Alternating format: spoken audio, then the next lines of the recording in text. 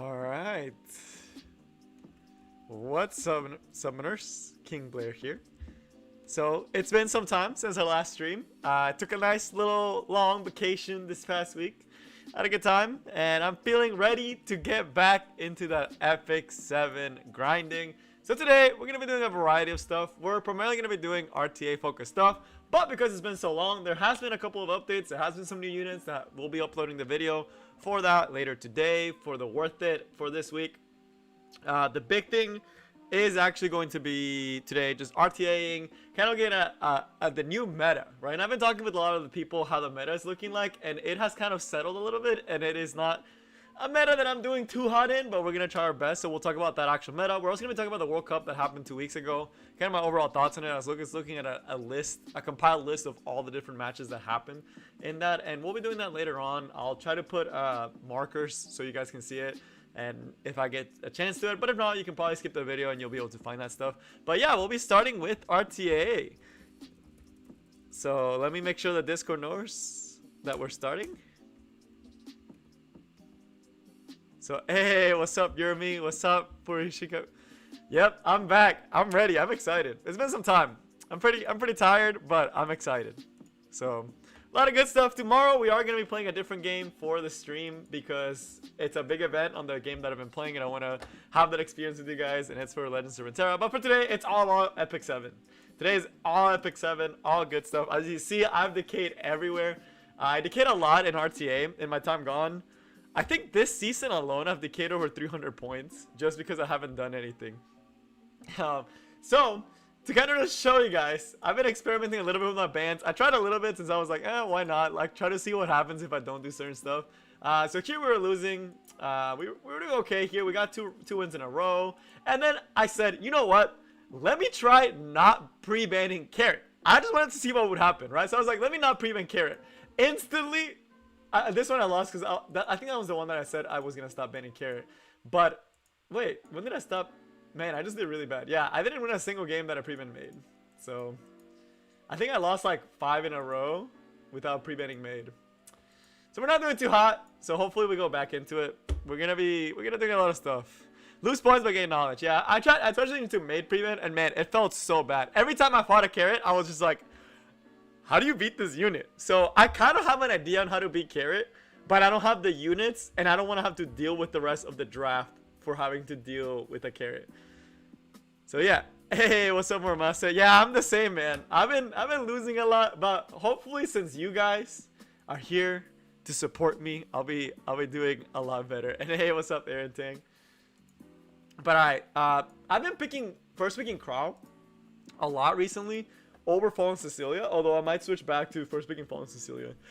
The reason for first picking Crow is because I've been playing a lot of Rylet, and if there's a Crow fucking Clury, it gets kind of hard, right? But let's try to switch it up. Let's do FCC first pick again, just because I feel like not dealing with big tanky teams. I'd rather be the one playing big tanky teams myself. So let's get that in there first. Clean my way up. I can't clean my way up right now.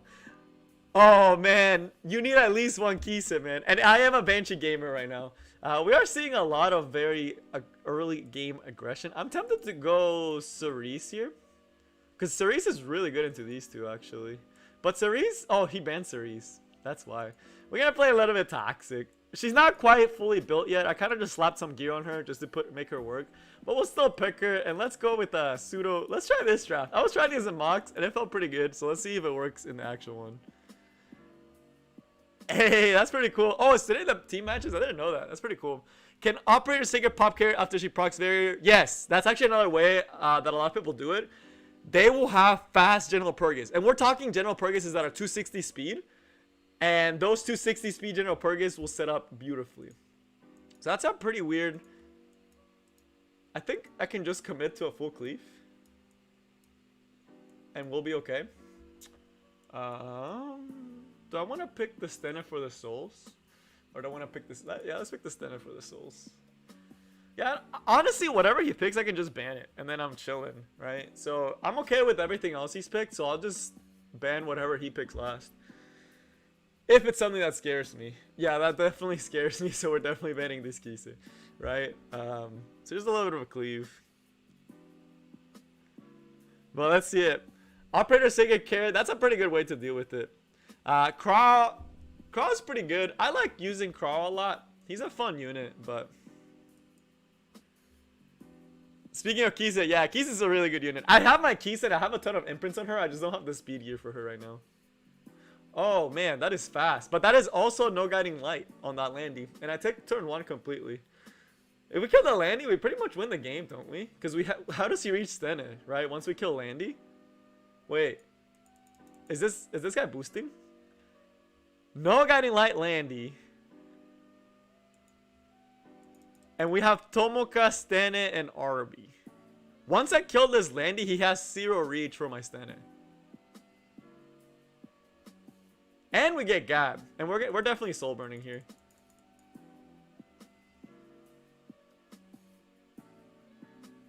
Bro, we're definitely getting that boosting, bro. People are using Sangelica. I didn't notice. This is the first time I actually go against a Sangelica. So I have not felt anything yet. He has to horse my Fallen Cecilia. He has to horse Fallen Cecilia here. Yeah, and I still don't even think that kills. Yeah, that doesn't even kill. And we get to set up S3. Yeah, this guy was boosting, bro. No guiding light Landy. That's actually just like boosting. That was a free 13 points. Why is there so many good things in gold regular arena? JCS, gold is typically where people will drop down when they're not playing. What I suggest is if you're having trouble against certain teams, pick and choose the ones that you actually want to beat in low arena and then just refresh your list. It's not worth going through the list if you can't beat them all. And then sometimes there are teams that look good but are actually not that strong because of the gear. So yeah, my Fallen Cecilia is not great. She's a very high defense Fallen Cecilia. She's not an HP Fallen Cecilia. Just because my HP gear is kind of scuffed. So I'm not proud of my Fallen Cecilia, but she gets the job done. Alright, no, let's try to Craw. This guy probably picks Craw first or Fallen Cecilia. I don't know. Usually people are picking Craw first now. Does Revenge PBK slap? I haven't seen many. Yeah, he picks the Craw. What we've been doing against Craw is honestly just Fallen Cecilia and Falconeer Clury. Just because it forces a response. It forces like they usually will pick Maid and Landy here. That's what I most likely will see happening. Yep, Landy, and then if he has Maid, he'll pick Maid here too. Oh, Stene. This is actually good for us. So that's a pretty slowish team. So we can actually go for RB because he doesn't have that much protection. I think we're just going to be cleaving most of the time. Yeah, I'm worried about the Maid, and I kind of want to take turn 1 advantage from him. I can try baiting a Ravi. That is something that we can definitely do. Right here, put 2 Earths. You got reset? Was it just from Decay? Or is this for Arena? Arena takes some time. Cerise. Okay, he has to pick something else that I'm worried about. Right now, if he doesn't do anything that I'm particularly worried about, I can just ban the Cerise and then cleave the rest. Hey, what's up, Jeremy? Oh, yeah, you get reset every end of the week. Wait, this guy... All these people are boosting, bro. Alright, I need a good DPS, though. I'm bearing the Cerise, right? And I think I can do enough AoE damage. But let's also take a Tomoka, because it'll take him a while to reach. Let's ban the Cerise. And we should be doing pretty good damage here. Yep, he bans the Bazaar. The thing about it is, like... I could probably kill the Crow. Now that I think about it. Or the Emo Haste. I might go for the Emo Haste and try to kill the Emo Haste here. Yeah, I'm going for Emo Haste here. He has a chance to resist me. But if he doesn't resist, we just automatically win. Right? Because he has no other way to deal with Arby. Bro, why are these people boosting, bro? This is easy today, so far. I'm pretty sure he just loses now.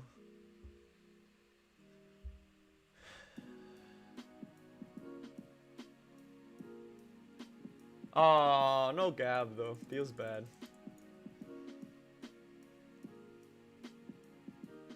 Alright, Fallen Cecilia should finish off the job. Emma Far Unit, bro, I was gonna talk about him later today, but Emma Kawasu actually looks really good. Like, Emma Kawasu actually looks really solid. And from what I've seen, he's actually doing a really good job about it, too. Oh, wait, he can kill me with Static, can't he? I think that's what he's gonna try to go for. Wait, and we didn't, well, go our RB. This could be bad. I don't think she kills, though. Oh, okay, that's kind of... He should just at least try to go for it, though. He should at least still try to go for it, because if we gab here... Oh, no gab. We're still gonna soul burn because I want the most damage onto this Crow. The new one's pretty good. Hey, what's up, Musan? It's been a while, yeah. I've been kind of on break recently. Alright, he gets to horse something. He should horse the Fallen Cecilia here. Or the F. Clary, actually. F. Clary is a good option here. We still might lose just because the Den is going to be doing a lot of damage. Alright, we still got Falconeer Clary, so we're still kind of chilling. Man.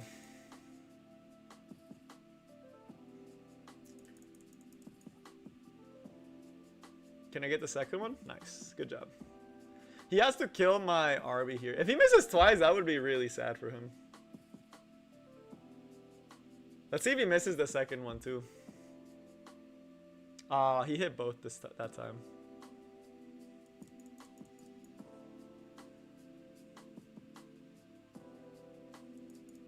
I think we might still lose this one. Okay, he's almost to the next S3. Nice. He missed all of them on Landy, which is good. And then we should be able to kill the Craw here. We won't get the S3 though, which is the one that sucks. But at least we get to get rid of that. We can actually go on on her here, which is really nice. Just because they both have it, and it might miss. Oh, I hit Tomoka. That sucks. And it is lifesteal. It's gonna do a lot of damage. It kills the Tomoka. We might still win here. We might still lose here though. I don't know if Falconeer Clary can pull through, but I really need her to. Oh yeah, we can definitely not pull through. He got just enough souls. I honestly should have gone for the... With the FCC, I should have provoked down the Landy. That was my mistake. I think if we provoked down the Landy, we had a chance at winning right there. That's tough. No gab. That kind of sucked. I think we should have provoked with the FCC on the Landy. That was a big misplay on my part. That Stena didn't have anything that was worrisome, but the Landy had her S3 up. So I think if we had provoked... I got greedy. I thought I could kill. That was my fault.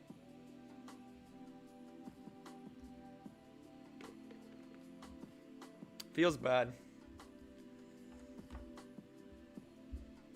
So that was on me. I could have played that one better.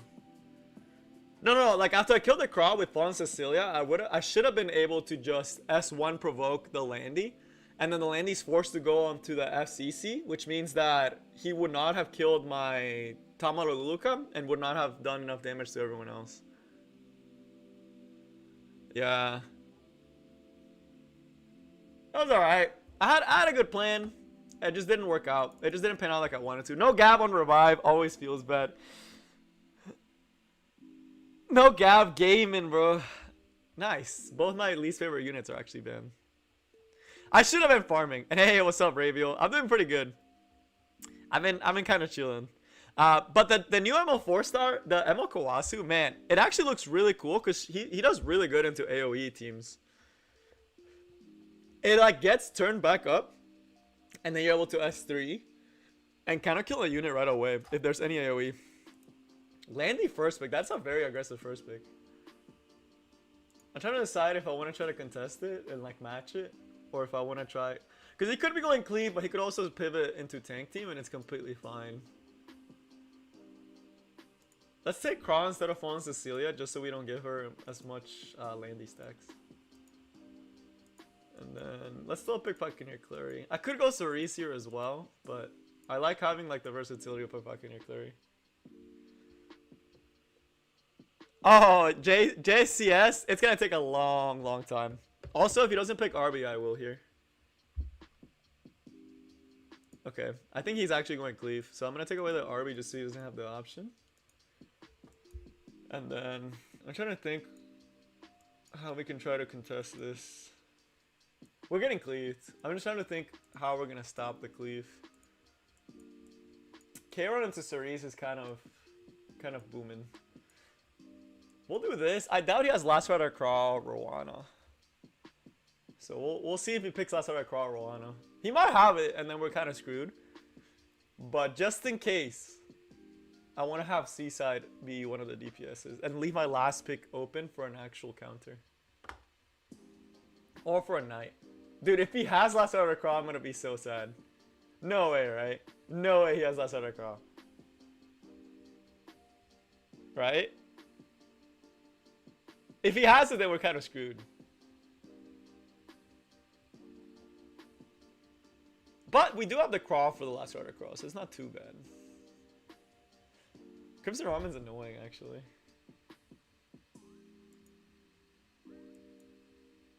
Okay, that's not too bad. I'm honestly still gonna ban the Cerise. Or should I ban the Rowana? I think I actually might. Control's not that good here into the T-Cross set. Unless, should we gear check him? I might gear check him. I think that's what I want to do. I'll gear check this T-Cross set. I'll gear check this T-Cross set. He probably bans the F10, but I'll gear check this T-Cross set. Okay. I'm gonna gear check this T-Cross set. If it's a high F-Res one, then we're screwed. If it's not high F-Res, we just win. I just want to check the gear. Do I like Crawl into Landy? I don't like Crawl into Landy. I don't think it's that good, but I just like the Crawl because I'd rather have Crawl into Landy than something else. Let's put it that way. And he actually might outspeed me here. That sucks. With the slowdown from Cerise, I think he actually gets the turn advantage.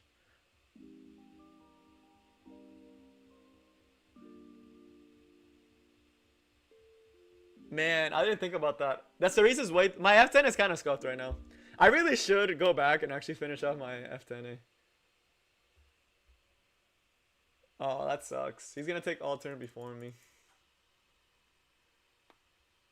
There's no point in going into the T-Cross set with F Clary, though. Oh, we barely outsped. Okay, let's gear check. I think we can hit the T-Cross set. I don't think we hit the Landy, though. But we might, right? If we hit the Landy, that'd be great. If we don't, that's fine. Nice.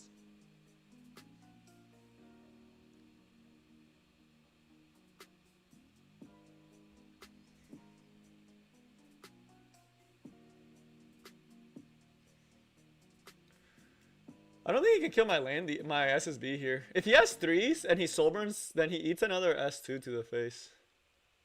And then he also eats a Craw Horse. I don't think that was the right play.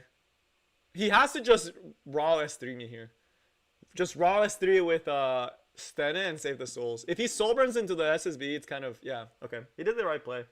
And he has to hope that he gets the stun. Yep. Pretty bulky Stena too. Lifesteal.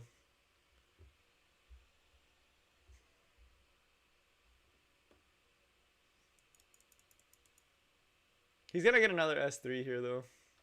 He can S3 anyone here. I think we lose. We don't have enough damage. We needed to, I didn't think he'd have that artifact on him. On the T-Cross set.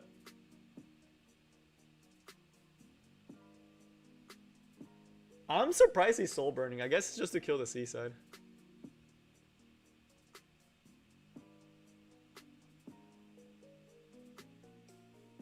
But that means he doesn't get it for the for later on for the Stena.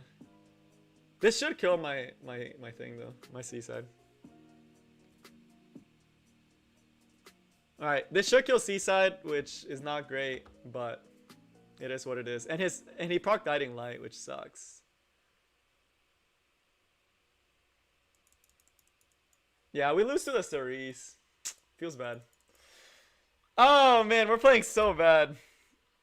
I shouldn't have picked F10 there. I think F10 was the wrong play. I didn't think he would have that artifact either on his T-Crow set. The C set was also too early. I should have probably gone something safer. I'm trying to think what I probably should have picked the Cerise. Should I switch RB for Stene?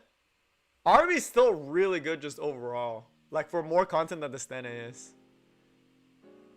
And my F10 doesn't have that many imprints. Only my Stene barely has any. I don't have that many tennis. Alright. Crossband, we're gonna pick Fallen Cecilia.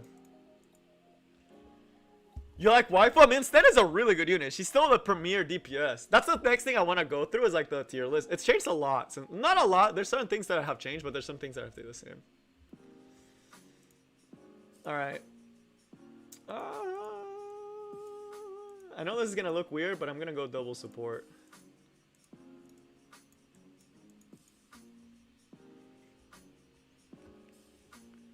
Right now, the thing about it, it's like Karen made this meta. Karen and Maid, actually.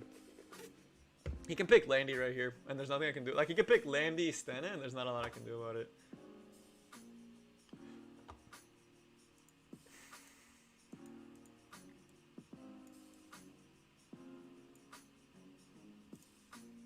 I'm trying to think who I want to go for the last pick. Honestly, Stena's a good pick. And you can pick Arby, and that's fine. Bro, the Maid is ridiculous right now. Maid is actually probably the most broken support there is. Her and Carrot are actually the two best units. I actually think they're pick or ban. If you have a Maid and you have a Carrot, they are basically pick or ban. Like you're either picking them or you're banning them. But let's see it. Let's see what this guy picks. Ooh. Okay, I'm actually not too worried. He probably bans Falconeer Clary. We still ban the Basar though. Mainly because F10s are not that fast nowadays. Oh, he banned the Tomoka. Alright, if this F10 outspeeds us, then it's just like he's just better than us, right? He's just a really good player, right? He's just a really good F10, but she should not outspeed us here. Okay, that's what I imagine. Also, this LQC is not an immunity. Kind of bothers me a little bit. Alright, let's see how unlucky we get. I just realized this probably pushes his mate up. It pushes F10A up. But we have, wait. We have FCC. Why am I even worried about F10A? He's not going to hit he can hit the F Falconeer Clary here, which still sucks. He didn't hit her. Okay.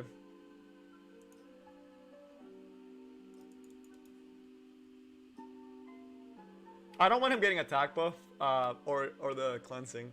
I want these buffs to stay for as long as possible.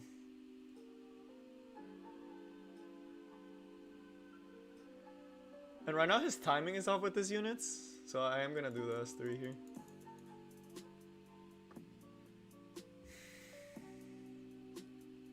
Hopefully we kill this maid. Yeah, his timing's terrible right now. Which works in our favor. Let's see. He's still going for that. He's still getting good. Will get good splash damage here. I'm surprised he's going for Cerise. I guess he just wants to get rid of her. This should kill. There's so many debuffs on this maid. We have elemental advantage. It's decently squishy. Yeah, it does kill. And he hopefully doesn't stun our Stena here. That would suck. He stunned the Stena. Of course he does.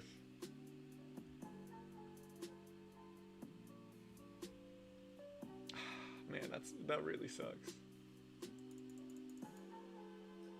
Because now we lose a lot of damage.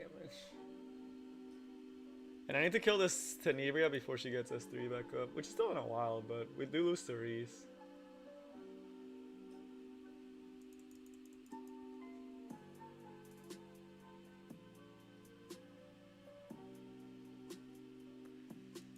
Alright. Let's Stun the LQC just so he doesn't get immunity. And he should be killing this Cerise here. I think we win this one just because we got so much turn advantage. We still have to kill this Fairy Tail though. Before she gets S3 back up. And he has souls to soul burn soon too.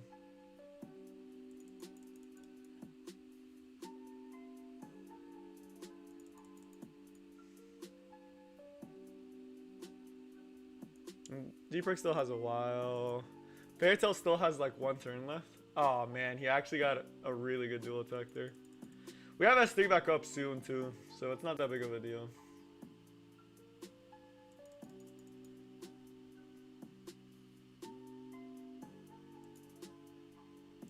Dang. If he gets souls here because of the dual attack. Okay, he didn't get the souls, thankfully. Alright, here's what we're gonna do. We're gonna kill off this Fairy Tail. Oh, now we got a lucky. I don't know if that actually is that good or not. That actually might have doomed us. Yeah, that actually killed us. I still think we win, but he gets to LQCS3 now. That actually might have killed us. That, oh, anti-crit. Nice. So, okay, we just win now. Because Sten is broken. GG. Hey, what's up, dudes? I thought I lost that one, but Sten is broken.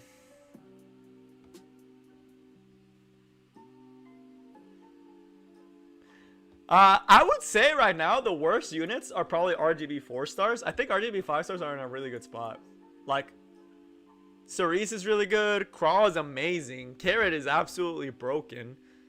F. Clury is amazing for the 3 stars. Kisa is disgustingly good. ML 4 stars are doing fine too. A Sid is doing great. G-Perg. All these units are doing so good, dude. It's all because of the carrot maid meta. ML connections, I'll have to do all these missions again. Dorian, I have no idea. I'm waiting on my connection heroes for later. RGB is red, green, or blue, which essentially is fire, earth, or blue heroes. Alright. We're gonna grab the Landy, actually. And the Bazaar. I know it's a lot of earth, and it's kind of asking to get Robbie. But then we have ways to deal with the Robbie, since if he picks it early, it's bad for him. But I do want the summer units, too. I want summer to come already. Bazaar and Landy's kind of weird, though. That's the problem with this combo. Because with Bazaar, you're stripping the buffs, which means Landy doesn't get as many buffs. But it makes it so in case they ban one, you still have the other to deal with the enemy.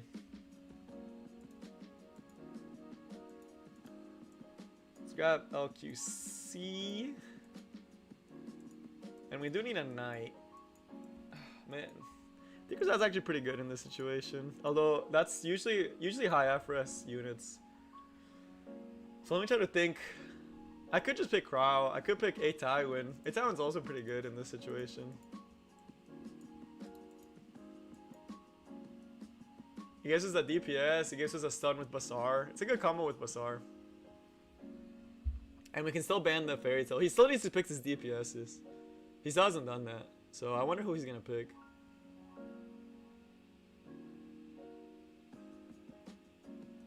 And you need your knights unless you're cleaving. So I take it that he's not banning my Bazaar. That's a really weird draft. Oh man, it's a full bulk draft too.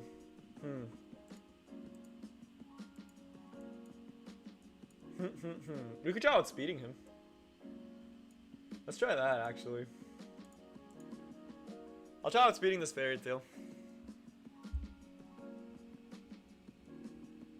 But knights without knights, it's just usually get cleaved, right? So you need to have some stuff. He banned the Landy. Interesting. He's confident in this speed. If he gets outsped, he basically auto loses. My F Glory is 277. Oh, that's why he was so confident. He is pretty fast. Man, that's a fast Fairy Tail. I don't see that fast Fairy Tails anymore. That's why I was confident that we'd still be able to do okay. It's still really winnable though. Like, he doesn't have that much damage. Honestly, who do I not want him to get the S3 off? I honestly don't want the attack buff from G-Perg. I don't mind the Last Rider Craw. But we need to get rid of this Bruiser unit. That's the main damage threat that he has. We're still gonna S3 here. I know he's gonna get a push up, but also with the General Purgus, he's gonna be taking a lot of hate here.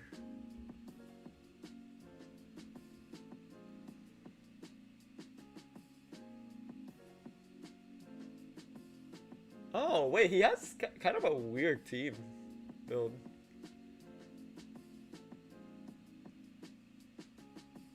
All right. It sucks that, man, he got the really good debuffs here. Maybe I should have gone for the Last Rider Crawl now that I think about it. But I didn't want to get the stuns and all that other stuff.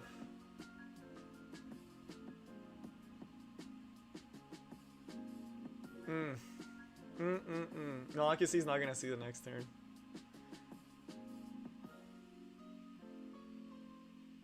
Maybe, maybe not. Oh yeah, she's not seeing next turn. Dude, the dual attacks are killing me. I'm actually dying to do the dual attacks. Also, the stun on the A-Time one was very tragic. Yeah, I lost this one. He got the perfect debuffs with F10N. He's still using a traditional F10N, which I don't see that often anymore. The only way I won this one was F-Cleary outspeeds the F10N, which was speed RNG because I think it's a 270 F10N. I don't think it was faster than my fucking Eclairy. And then stunning the A-Tower kind of sucked too. The dual attacks didn't help on both sides, right? The background music, yeah, it's the same. I always play this playlist because it's chill and it's like, I kind of like the background. It keeps me chill. Man, we're so washed up. We haven't played in so long. The only thing I could have done differently there, honestly, who did I even ban on his side? Oh, the Holiday U Fiend. I kind of had to ban the Holiday U Fiend. My best bet was to try to outspeed. Hey, what's up, Ray? I'm glad to hear that you have a spicy team now. But it sucks that we have to ban this unit. Also, ban FCC, that usually means cleave. We haven't seen a cleaver. And yes, they have to have a collab announcement next week. There's no way they don't. Oh, he did it because he's trying to abuse F10. That's not too bad. Again, we have Falconeer Clarity. And we have other ways to also contest. A-Taiwan's too early. I don't like picking A-Taiwan early anymore. I don't think A-Taiwan's as strong as he used to be. For a knight, we can honestly just go Crow. Just a good basic knight. It has to be. There's no way they're gonna wait that long for the collab, dude. Is it really gonna take them a whole other 2 weeks to actually announce what collab we're getting? If we don't get it next week, I'm gonna be super disappointed. Okay, it is cleave. That's what I imagine. Alright. We do have some cleave counters though, so it's not the worst thing in the world. Let's see here. I'm tempted to bring LQC just to bait the top model Luca. Also because LQC is a damage stealer that also has Adamant Shield. Or I could take Ruel.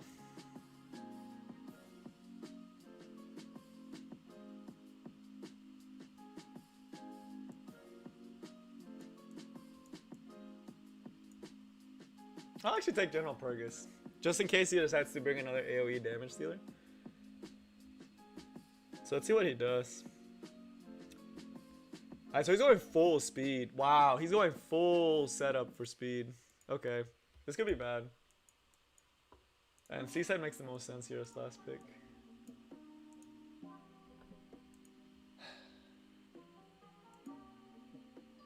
Kali with Souls will kill me. But I don't really have much of a choice. He probably bans the Sage Ball. Yep.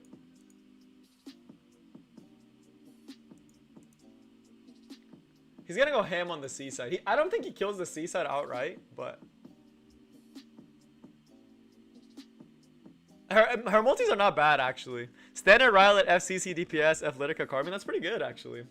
Also, I can't believe we actually outspent this. I don't even know if I should go for the top model Luluka or for the Akali. I think the Akali is a little bit scarier with the Soul Burn. So let's actually go for this. Also to take away the stealth. Oh my god. At least it doesn't get attack buff. It's whatever. It's okay that we missed a lot, but at least she didn't get the she doesn't get the attack buff, so she shouldn't do that much damage. I'm worried about the follow-up with Tamara Luluka and everyone else. That's the one that's actually going to be doing a lot of damage. Because he gets that uncontested turn 1. He's not... I don't think he kills Seaside here, though, with unless he's Soulburn S1s. Then it definitely kills. With this, it's a lot of damage meat he has to get past. He got... Oh, man, he got Gab. Feels bad.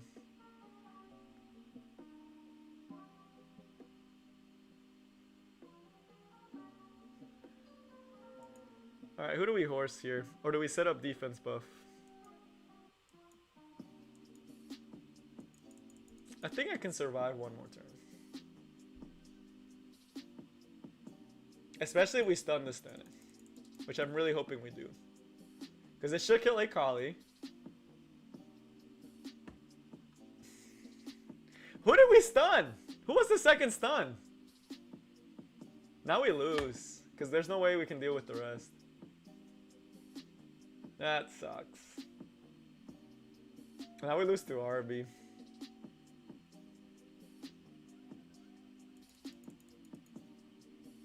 I needed the Stennis stun and we didn't get it.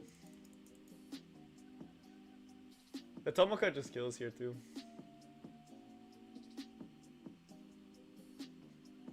She'll drop barrier but not the Emu. I'm trying to think. We could have picked RB actually, now that I think about it.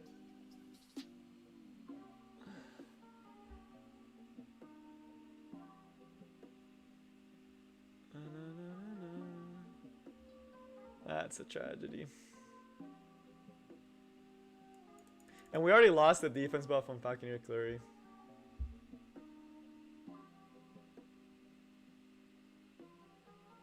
The only thing we could have done was not ban the F10. But his team was really fast, so I gotta give it to him. And I don't think we do enough DPS. Not with the top model Luluka there too. And we don't heal enough either.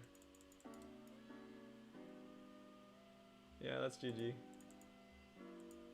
I should have seen it coming though. And try to steal something. I should have put something else. Yes, RB's broken right now. Don't trade RB away. Dude, we're so washed. I'm actually losing so much right now. Alright, I need to do something different. I don't know what, but I need to do something different. Still have to ban Carrot though. I tried not banning the Carrot and I was just getting slapped. I need to do something different personally. Basar ban, this guy's gonna pick first CC first pick. Yep.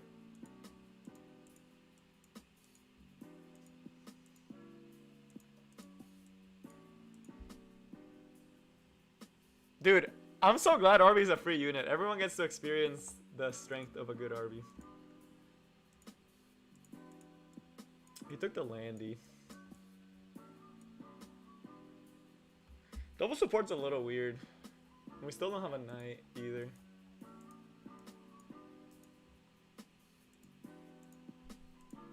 Let's put T-Crosette, because that's really good damage, man.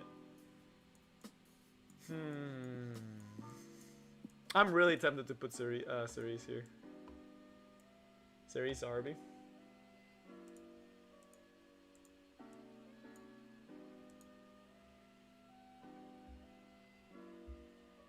Bunny K-Rod? I wish, man. This is a pseudo cleave on the right side. If he puts another damage unit, that's basically a pseudo cleave.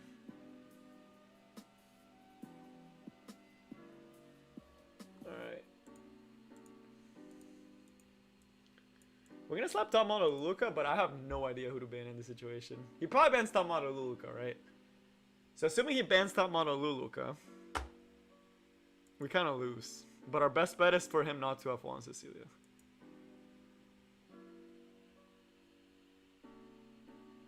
Wait, that's really weird. He did not ban what I expected. We could actually probably win. We can potentially win off of this. Depending how our series decides to behave. Ooh, Moonlight Dreamblade RV. Let's see it. Let's see how many we hit with this.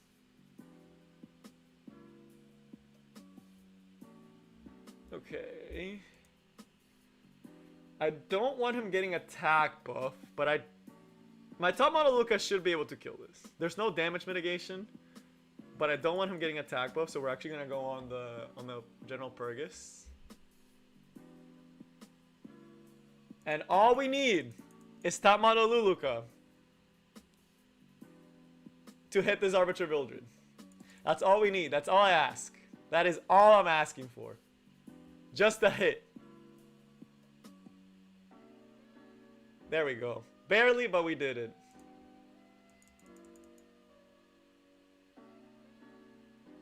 Nice. And now we just win.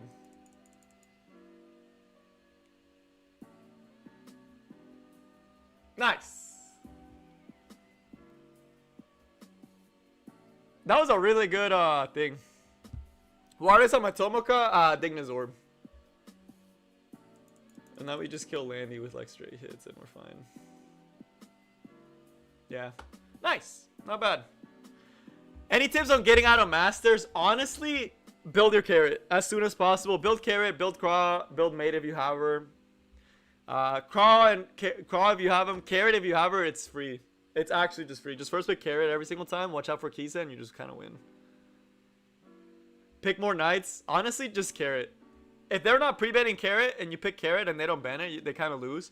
If they're trying to counter her, or then they overcommit to countering her, if they just ban her outright, that means you're guaranteed a ban. So no matter what the situation is, carrot is one of the easiest ways to climb out right now.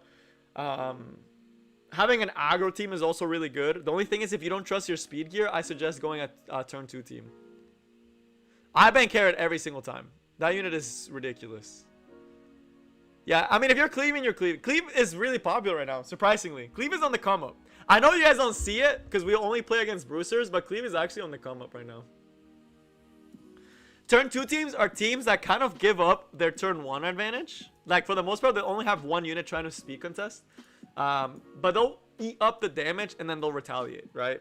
So you always still want a speed threat to kind of deter people from trying to go too fast. But in situations like this, most of the teams I've been using are kind of turn 2 teams. My threat is usually top model Luluka when they pick really squishy and they don't pick a threat. And that's usually what cracks them down.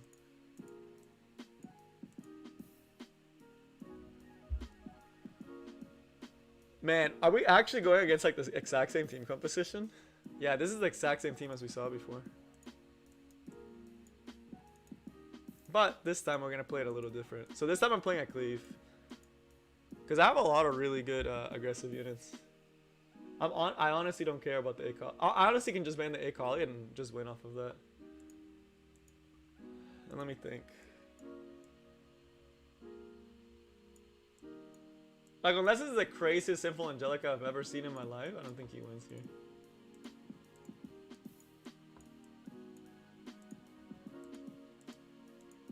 I honestly should have banned the Sinful Angelica. Not the Akali. But I think he bans Basar. Kind of has to. Yeah.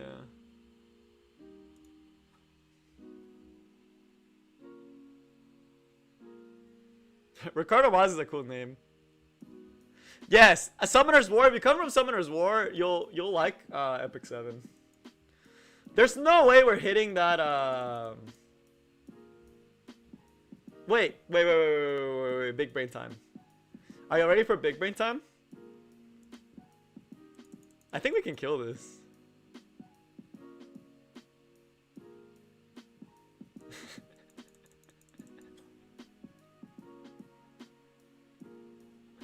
Nice.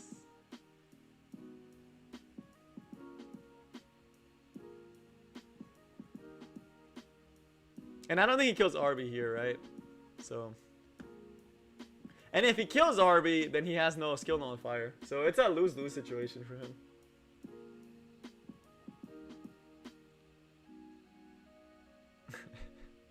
I'm surprised he's going. Wait, why is he going for Operator Sigrid? That's really odd.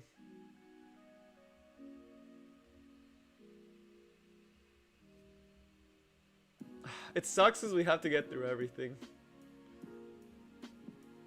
We still have the LQC bomb here though. Or do we? I don't think we do. Let me see. Landy gets S3. He has Soul Burns. Yeah, we have to dunk here. Just because I need the healing and I need to do some splash damage. We might still lose this. Alright, good. Nice. Our RB was able to take a turn. That's big, because now we get to get rid of the skill nullies. And he doesn't have access to a lot of stuff, so... Him not killing RB was a little weird. I guess he didn't want to get S3'd, is my guess. I really hope this hits my RB, because if this hits my RB, we just win. Nice. Did we get a Gab? No Gab, but we should still be able to kill the Stena here. No, I do not think Royal needs a buff. I do not think Royal needs a buff. Alright.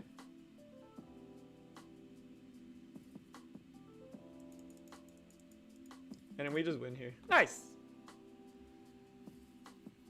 That is a thick thing. It was a decent Singelica, but it wasn't fast enough for my team. I don't think they need to buff Royal. I think Royal is perfectly fine as a unit. They need to buff a Robbie though. That unit sucks. I honestly think the worst ML heroes right now, if you ask me, are going to be Judge Kise, although she still has Guild Wars, right? She's still good for Guild Wars. And for some arena situations, she's still pretty good if you have her. But she definitely could use a buff. Emil Ken, I honestly think it's okay. He's not great, but he's usable. It's just the units that counter him really hard. And then for Robbie, dude, I actually think she's like bottom 3. Unironically, I actually think that Robbie might be worse than Emil Cowrick. Just because at least Emil Cowrick sets up attack buff for your team and a barrier, which is nice. Robbie does absolutely nothing for you. Unless you have like a godly Robbie. That's the thing. You have to have like one of the god. Like it's such a high gear requirement for her. That's interesting. I don't see Lesser Croft first picks unless it's a Cleave team.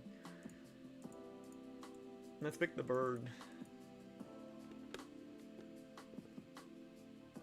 Emil Cowrick, I mean, Emil Cowrick is not... He's not like a busted unit, but he's not bad, right? Like, he's just... For an ML 5-star, he's not great. That I have to agree with. For an ML 5-star, he is not great.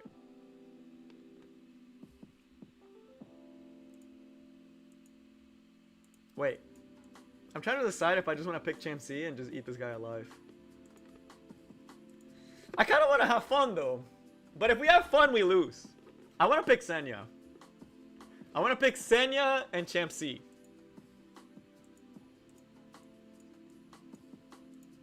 I'm going to do it. I want to have fun. Actually, I might wait on the Champ C. Let's put Destina. I never take my Destina out for a spin. He's going to pick a Robbie, though, if we do that. Let's try a Robbie. Why not? Let's see how a Robbie does. Let's take her for a spin. Let's take a Robbie for a spin. Why not? Dude, I should have picked the Champ C. Gosh darn it. I should have picked the Champ C. Now we're gonna lose because of that. Ah. Let's just pick waifus though, since we're already committed. Okay, so here are my options. Both these units apply unable to be buffed. He applies unable to be buffed. She sets up attack buff for these two. Gigaif's tank.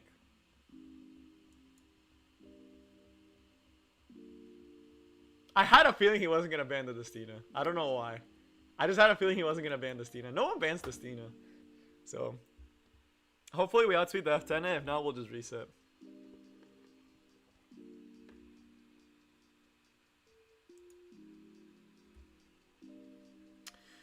Do I want to do the F10 or do I want to do the Operator Sigrid?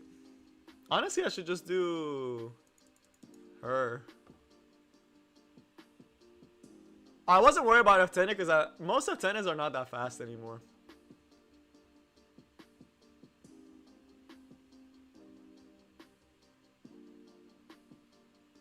It's going to be great. If Destina actually gets to take a turn, it's going to be great. Oh, and we're counterattacking? Double counterattack? Oh, just Destina. Dude, unless this Briar Witch hits like a truck, he's not killing my team.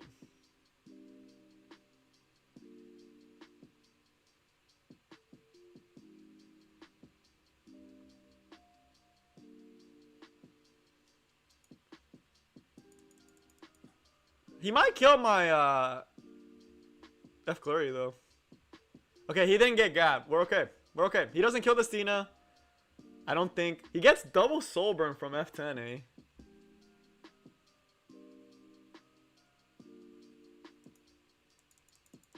And we're just gonna reset. I cannot believe he didn't ban the Stina.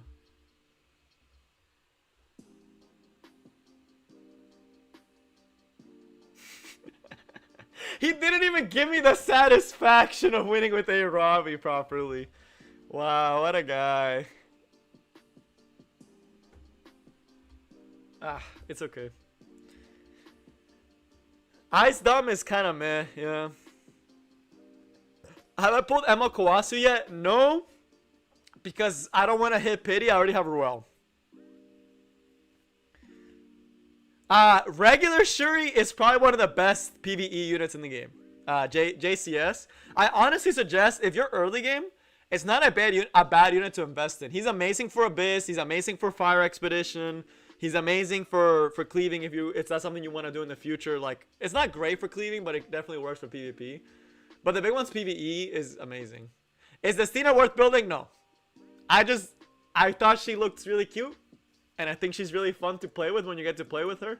But she's not worth building. But, sadly. We get first pick for the first time. Honestly, I might just pick fucking Clary first pick. Let them pick the knight, and then I can pick the knight to answer. I haven't done this in a long time. This used to be a season 1 strat. It used to be first pick fucking Clary. Okay, so now I know he's going cleave. I'll still pick Fallen Cecilia into this. I really don't care.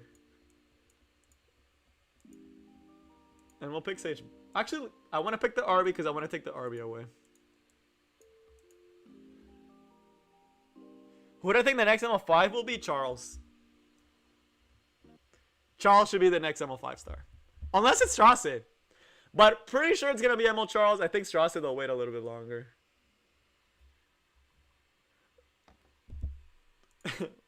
What? Is that a Judith? Oh man, people are getting way too creative. He does have Cerise, but if we decide to ban the Cerise, Karon's not a bad option.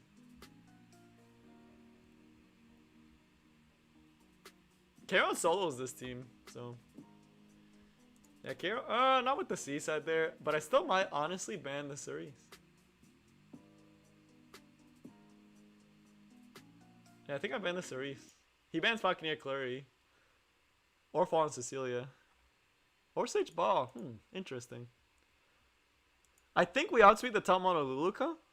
But if it's a fast top model Luluka, it means it probably doesn't kill my RB. So we'll see which one it is. Oh, he has Judith. Never mind. Judith is fast. I forgot Judith exists. I think we might have inted. I think I should have banned the Judith. Unironically, I think I should have banned the Judith. I just was caught sleeping. This might not kill my RB though, so we can be hopeful. There is an Aureus. It is Symbol of Unity. But it's pretty risky on his side. If this doesn't kill, it's really bad for him. Alright, that blew me out of the water. Wow, that is a good freaking... Wait. That's a weird seaside. We actually might still win this with K... Oh, wait. She strips with Operator Sigurd, doesn't she? She does, doesn't she? Oh, man. I think we messed up. I forget that Operator Sigurd strips as well. Karon was a bad choice. I tried using Karon. Doesn't work. Resist? Nope. At least Karon got to pop off a little bit. But now he's dead.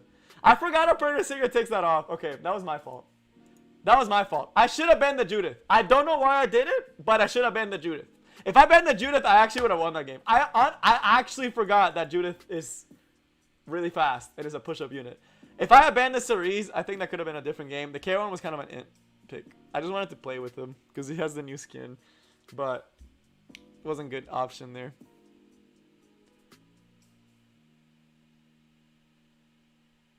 ML Charles, yeah. ML Charles, dude, watch him be like an OP defense unit. That would be so fun. I really want that to be the case for Charles. I want him to be like an OP defensive unit. I want him to do something with countering. I kind of want him to be a warrior, though. I don't want him to be a knight. But I want him to have a built-in counter-attack. Yeah. That's what I want. Something fun. Old Charles, dude, I still remember the days where it was used to be Charles. Oh, man. Is this guy just going to first pick RV? That'd be really annoying. Okay, that's another good unit to do that on. But that's not surprising. Let's open a little bit more aggressive this time. And just kind of force him into to either match us or go against us. Okay, so he's deciding to turtle up.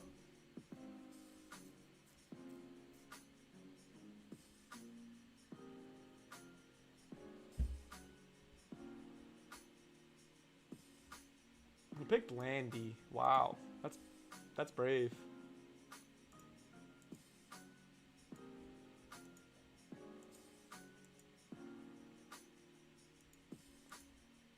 I kind of want to pick a top model Luluka, but I'd rather pick the Stene actually for the souls. If he puts speed contesters here, we lose the game. If he doesn't put speed contesters, there's a good chance we can actually cleave through this.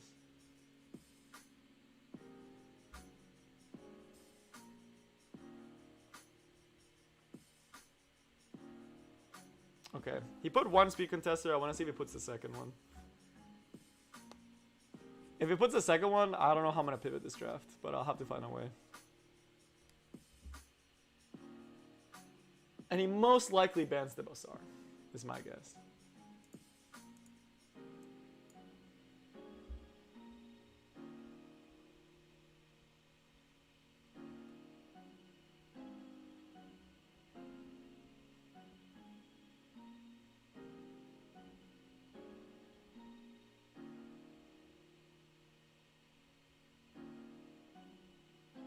Okay, LQC. That's an adamant shield. Man, that team's gonna be bulky. I'm wondering if I can forgo the Operator Sigurd, but I kind of need to grab her. And I'm kind of forced to ban this because I don't know how fast this is. If I was faster with my Bazaar, I would actually have considered not doing that. But I also need to see how bulky this May Chloe is.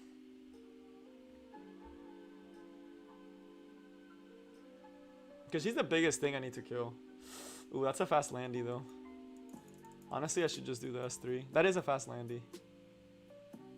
This probably won't push back the Maid Chloe though.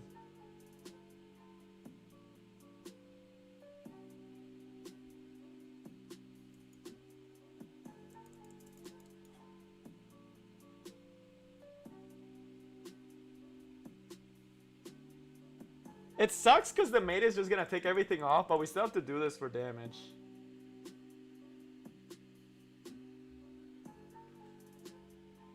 And to stun the LQC. Nice. We stun the LQC. Wait, is that a Warnhorn Maid Chloe? What the hell? That's weird.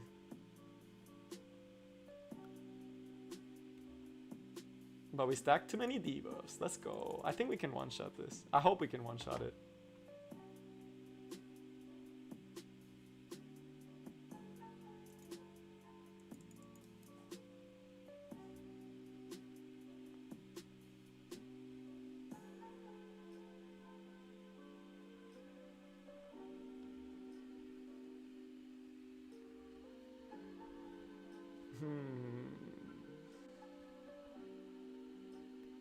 Let's see. I need to kill the LQC. That's a little bit of good poke damage on his side. But we can proc this.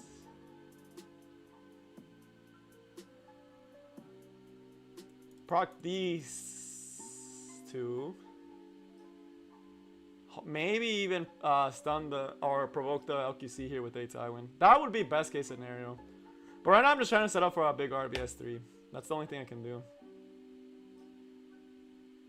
Almost outspeeds us. Feels bad. Okay, our RB's going down.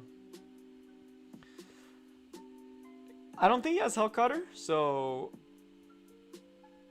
good option to go there instead of RB. We do get the Gab.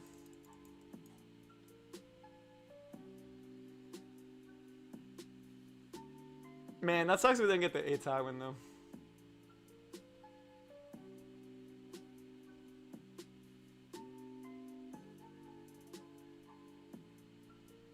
I want to get rid of this FCC so he doesn't have as much damage mid. He should try to go for a stun on RB. Doesn't get it this time. So, but we do get the Gab again.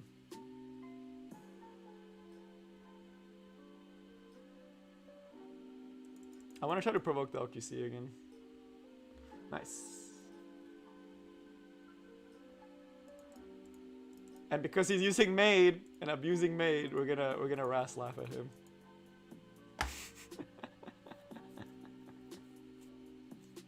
How would I build ML Kawasu? Honestly, I would build him probably with speed set. Apparently, Border Coin is pretty good on him because his S2 counts as a skill that can trigger Border Coin.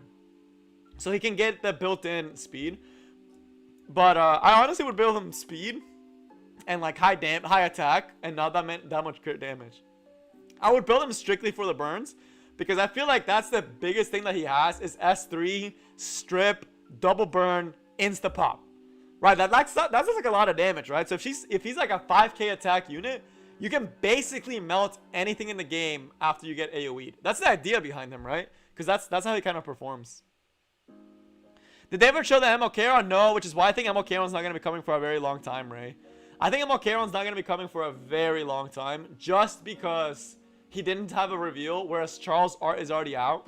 Most likely, Straw said they're going to save till the anniversary, but there is a really good chance that he'll be the one that comes. Also, because he banned the Landy, I'm going to pick FCC. But ML Charles is likely to come. ML Kron is likely to come. ML Strauss is... Like, look, those are probably the next 3 ML heroes. Right? I'm pretty sure. So he picked Stenet because there's no Landy, right? So he could pick RB here. But that's weird to ban the Landy as a cleaver. That's really weird to ban Landy as a cleaver. So I don't think he's going to be cleaving me. Yeah, I don't think he's cleaving me. But let's put a bit of turn... Actually, let's put F10 this time. Because we have a decent high effectiveness, F10, so we can potentially hit this mate Chloe and win the game. No, they mentioned that we are getting MLK run. It's just not going to be for a very long time. Nah. Here's the thing, though. RB, free-to-play hero.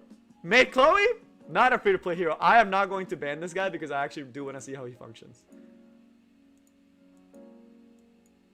I really do want to see how he functions. I am really curious to see how he functions.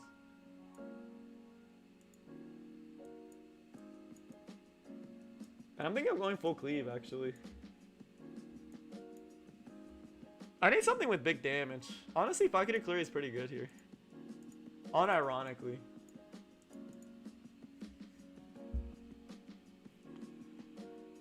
I am not going to kill that Kawasu. I'm not going to bird it. I'm going to bird something else.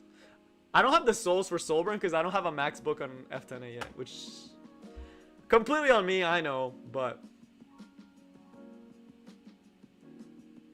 And I have to ban the MO Haste, just because I don't want him to revive after RB. We're going to do this because I don't want him to get a free barrier.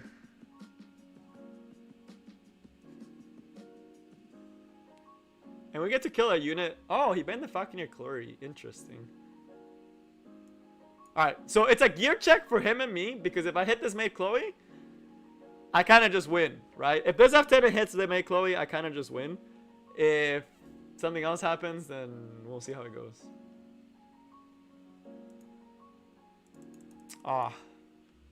Hopefully I'm speed tuned properly. I really hope I am. Alright. I don't think I killed his LQC, but I have to try. So, let's see.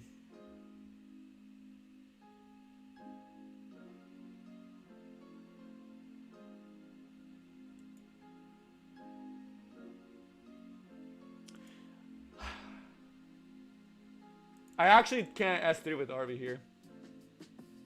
Because I know what he does, and I know I don't want him to do what he does. He's an anti-AoE unit, by the way. He'll get the buff here, but let's see how good it is. Alright, let's see this. I want to see the damage. It is on border coin. Okay. Does he kill? And if he kills, who does he kill here? Right? That's the other question. Damn, the animation is pretty sick, not gonna lie. Okay, that didn't do that much. I am slightly disappointed that he wasn't able to kill my F10A. I know we have Aureus. I know that, but still, slightly disappointed in the damage. He probably didn't have the Mola. But I thought the burns would kill, for sure. Also, why is he not S3ing? That's weird. That's really weird.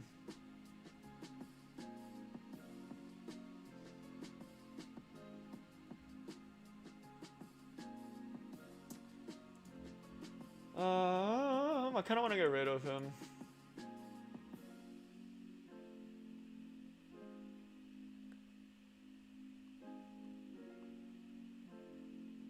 And I think we kill him here, actually, with the poison. We definitely don't provoke this, but... Man, we are getting a lot of dual attacks. I don't get why he didn't do it before. I think I know what he's doing, and if this goes the way he wants, he's super big brain.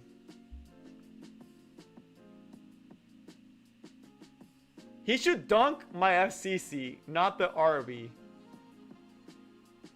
He should dunk the FCC, not the RB. If he dunks the RB, he's trolling. Alright, and this is not going to kill my RB. Oh, but he's forced to hit my RB. I think we lose here still. Mayclo is broken, dude. Mayclo is actually broken. Mayclo did everything this fight. He just stopped me from AoEing one time. And we didn't get Gab, so we pretty much lose. Dude, Mayclo is so broken. There's no way there's nothing I could have done except have a better F10.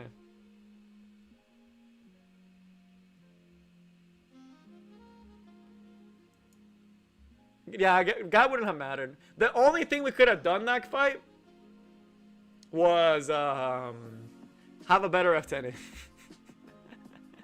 That's literally it. I'm a little disappointed in the damage though. I mean, he did stop me from doing RBS3 at the beginning. That was good. That helped him. I honestly should have just banned the Maid Chloe. Not like hindsight, I just need to ban Maid Chloe. Because if we had banned the Maid Chloe, then we would have been okay. We would have been okay if I'd banned the Maid Chloe. Because then we could have landed the unbuffables with F10A and he has no way to cleanse it. So, the Kawasu would have probably done his job there though. That was mostly just Sten and Maid being broken. Mostly just Maid being broken. That unit is ridiculous. It's weird to me, but now balance patches are bigger to me than like new unit releases. We haven't had a really broken unit in a while that big released. Like I think the last meta changing unit that was released, like that was good on release, was Polides. I don't think we've had any other like strong unit that has come out on release being strong. That is a really weird prevent. And we're just gonna pick the bird first. That's a cool Melkwasu debut though. He did stop me from AoEing because I knew if I did AoE with Arby, he would have had Kawasu get to go and kill my F10, but it didn't even kill F10, so I don't know why I was worried. Oh boy. If it smells like cleave, it's probably cleave.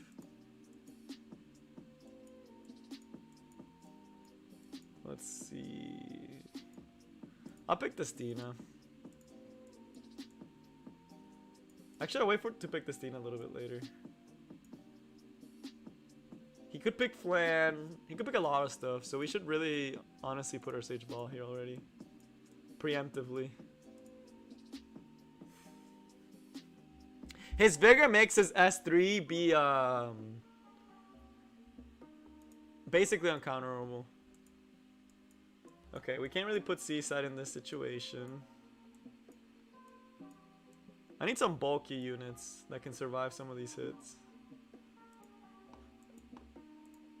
I really want to pick Senya here, although I know she's not the best option. I know this is a bad option, but I really want to do it. And the last pick should be like Oxlots or Flan. Polides. Interesting. Actually works because of Senya. I actually don't know what to ban. Everything kind of sucks. Polides is probably the worst one because I have 2 units that do non-attack skills.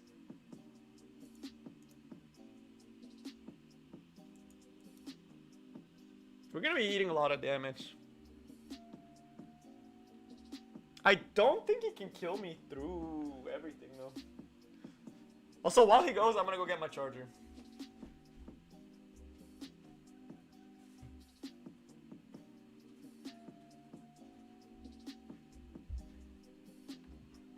Alright.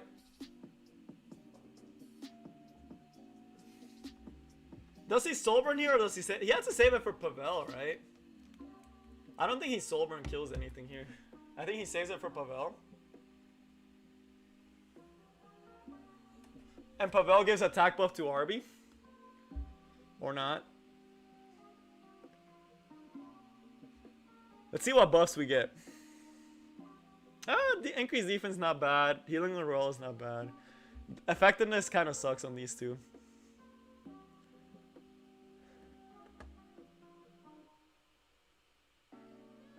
I honestly don't know if this actually kills here.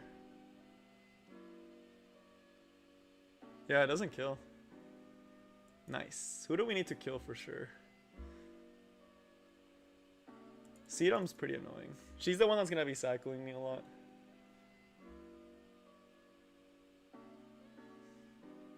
This will 100% kill me here.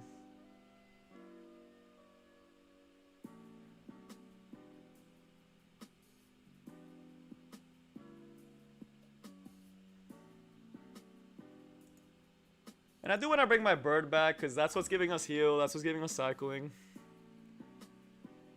I don't know if he has enough damage for everything though. We're about to set up Fallen Cecilia S3 and we're about to Senya S3 as well.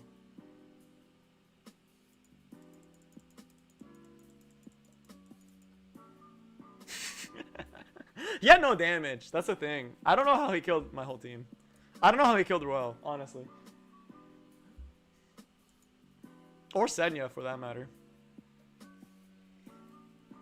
Next gear should be free on equip. Don't rearrange gear yet.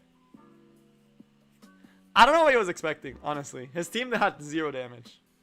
I don't know how he killed my Ruel. I don't know how he killed my Senya. I don't know how he killed my CC. Banning T-Seren was the weirdest thing he could have done. That's like the weirdest unit to pre-ban there.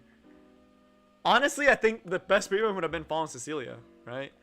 Because that's what ate up almost all of the damage he was trying to do. Let's see what he's got here. After this, we'll do the tier list. So y'all can see how it's changed. We'll see how it's changed since the update of the other two. It's like this. I need to instantly pick Arbiter Vildred. Because there's no Fallen Cecilia, right?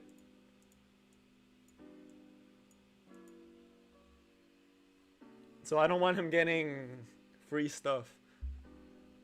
So the RB is to threaten Cleave and to take away the pick. The Bazaar is there to threaten Bruiser, right? So we have 2 good openers. Free and equip should be next week. They usually do it at the end of every month. And I think next week is the end of June. Or is it? Do we have 2 weeks after that? Yeah, next week is the last week in June.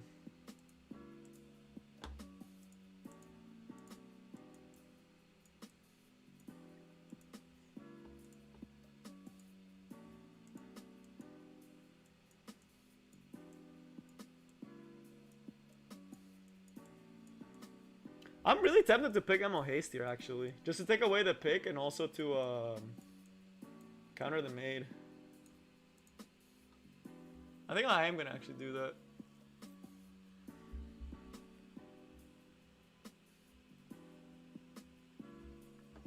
He probably banned the Cerise. He probably bans our Bazaar. Let me think. If he bans Bazaar... If I ban Cerise, I honestly don't need the Operator Cigarette. I'd rather take something with a little bit more punch to it. What's a good unit to do some good damage? Honestly, let's just do this. And we're gonna ban the Cerise to take away the speed contester.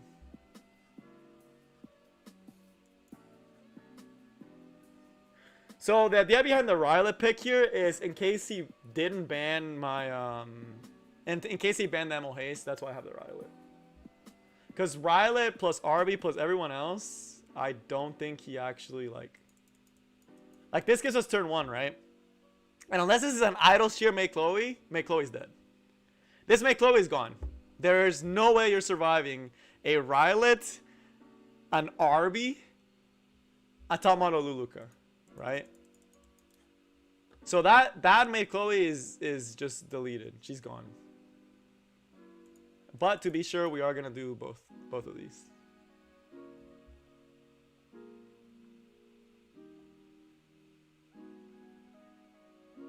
No Gab, but it shouldn't matter.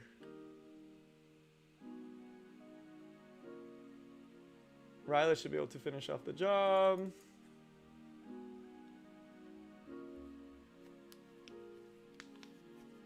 Just a nice... There's also a vent unequip scrolls. So I wouldn't do unequip unless you absolutely have to. But we're in a really good shape here. So...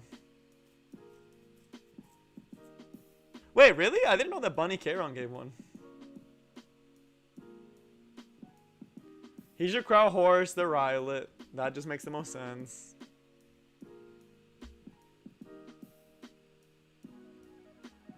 Doesn't kill my Rylet, so he has to waste another turn trying to kill him.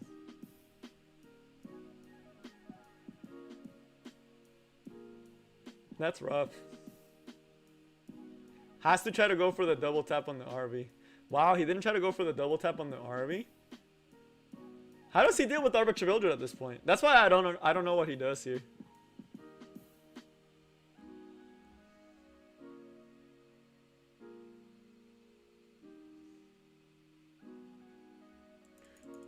I don't think we need the double one.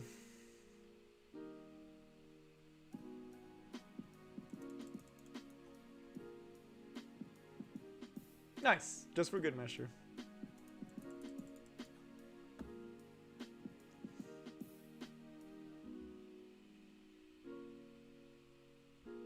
Nice.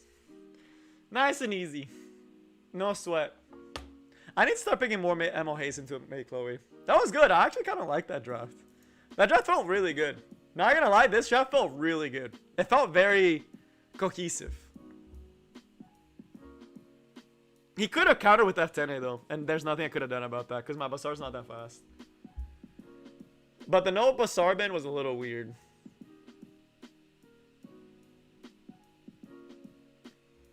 Alright, we'll do one more and then we'll do a tier list. Hopefully we can end on a win. But yeah, this unit has to stay permaban. This unit is too much for me. Too much! Ooh, I don't like the Bazaar ban. This guy's probably gonna go Fallen Cecilia and bulk up.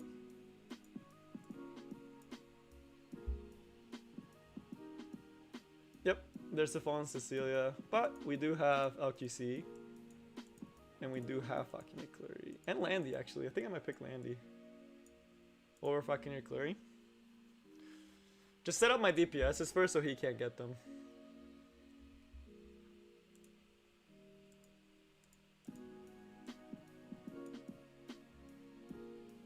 Ooh. I'm not going to ban this, by the way. I'm going to let that go through.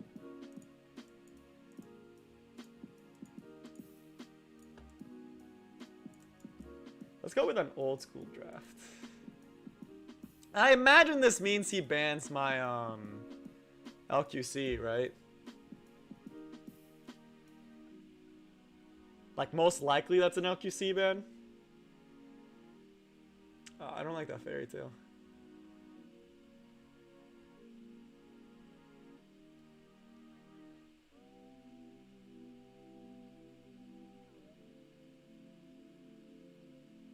Let's see what his last pick is, actually. Because if he doesn't pick anything particularly threatening, I might put a Seaside.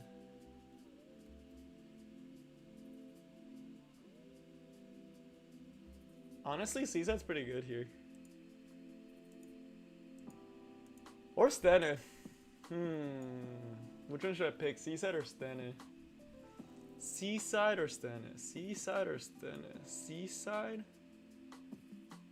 or Stene? Stene can't be reached. And she gives me souls. We'll make the rest of the team work for it.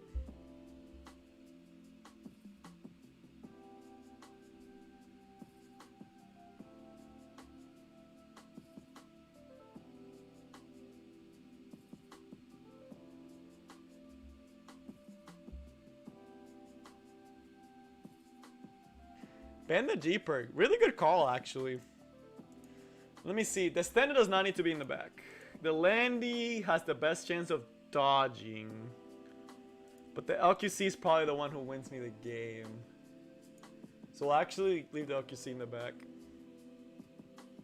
That's most likely the unit he tries to kill too. So.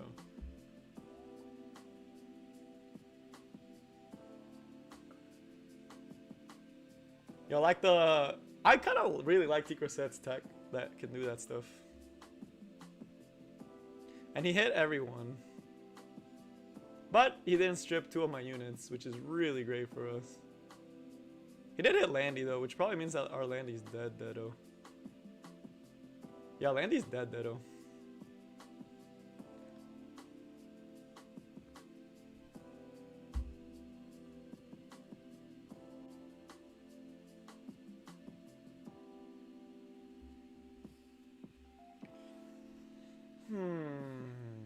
Emo Kawase can just strip us and take away our turn. But I still want to try to set up later on for these units.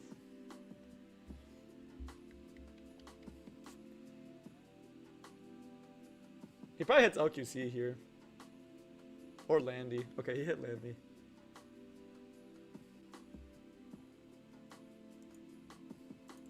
Let's try to stun the Ravi, just so we can take a couple turns. Nice, nice, nice.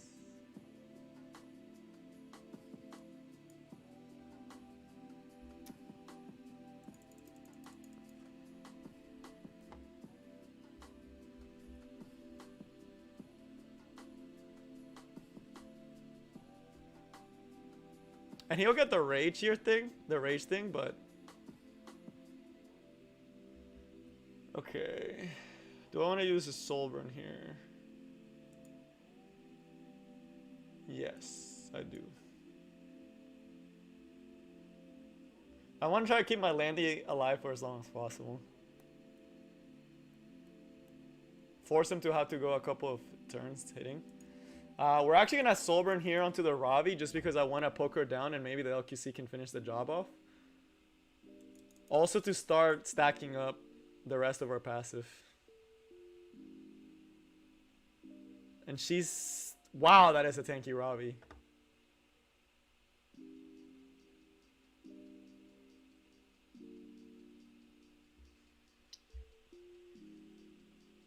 I'm honestly tempted to dunk the Ravi, but let's actually dunk the Emo Kawase because it's going to take a while to kill him.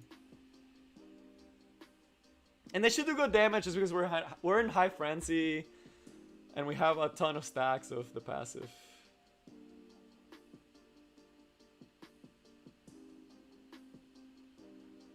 I do want to try to stun this Ravi, but I also do have the S3.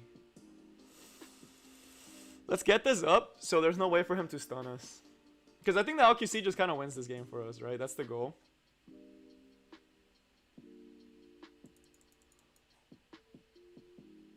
Make sure LQC never gets CC'd down and then just win off of that.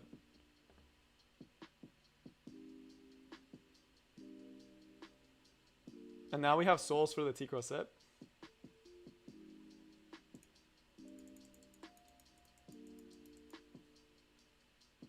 Nice. I don't know. Emma Kawasa didn't do a lot that game. He really didn't do that much. I was honestly a little bit disappointing.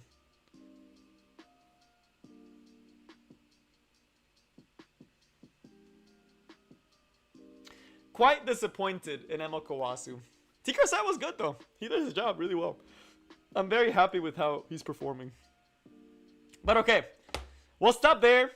We'll stop while we're ahead. We're doing pretty good. We're still pretty much around a 60% win rate, give or take, since we started at 58, which is not terrible.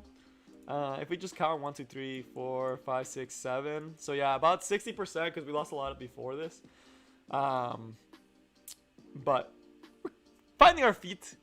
But speaking of, now that we've done a couple matches, this was the tier list that I made at the start of the season. Let's see how this has changed, right? So first, this goes down. This goes down.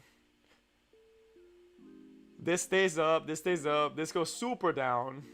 This goes down. Where's Carrot and Maid? This was like at the start of season 4. And this has changed a lot because of the Carrot Maid buffs. Which more than I thought. So this was a video that I actually made a while back. And I'm just kind of see. This is how the tier list would have changed, right? And then let's try to find the Maid and the Carrot. I didn't even put Carrot on the tier list. That's how you know that she used to be like a no one, right? She used to be a nobody. Well, this unit is here now.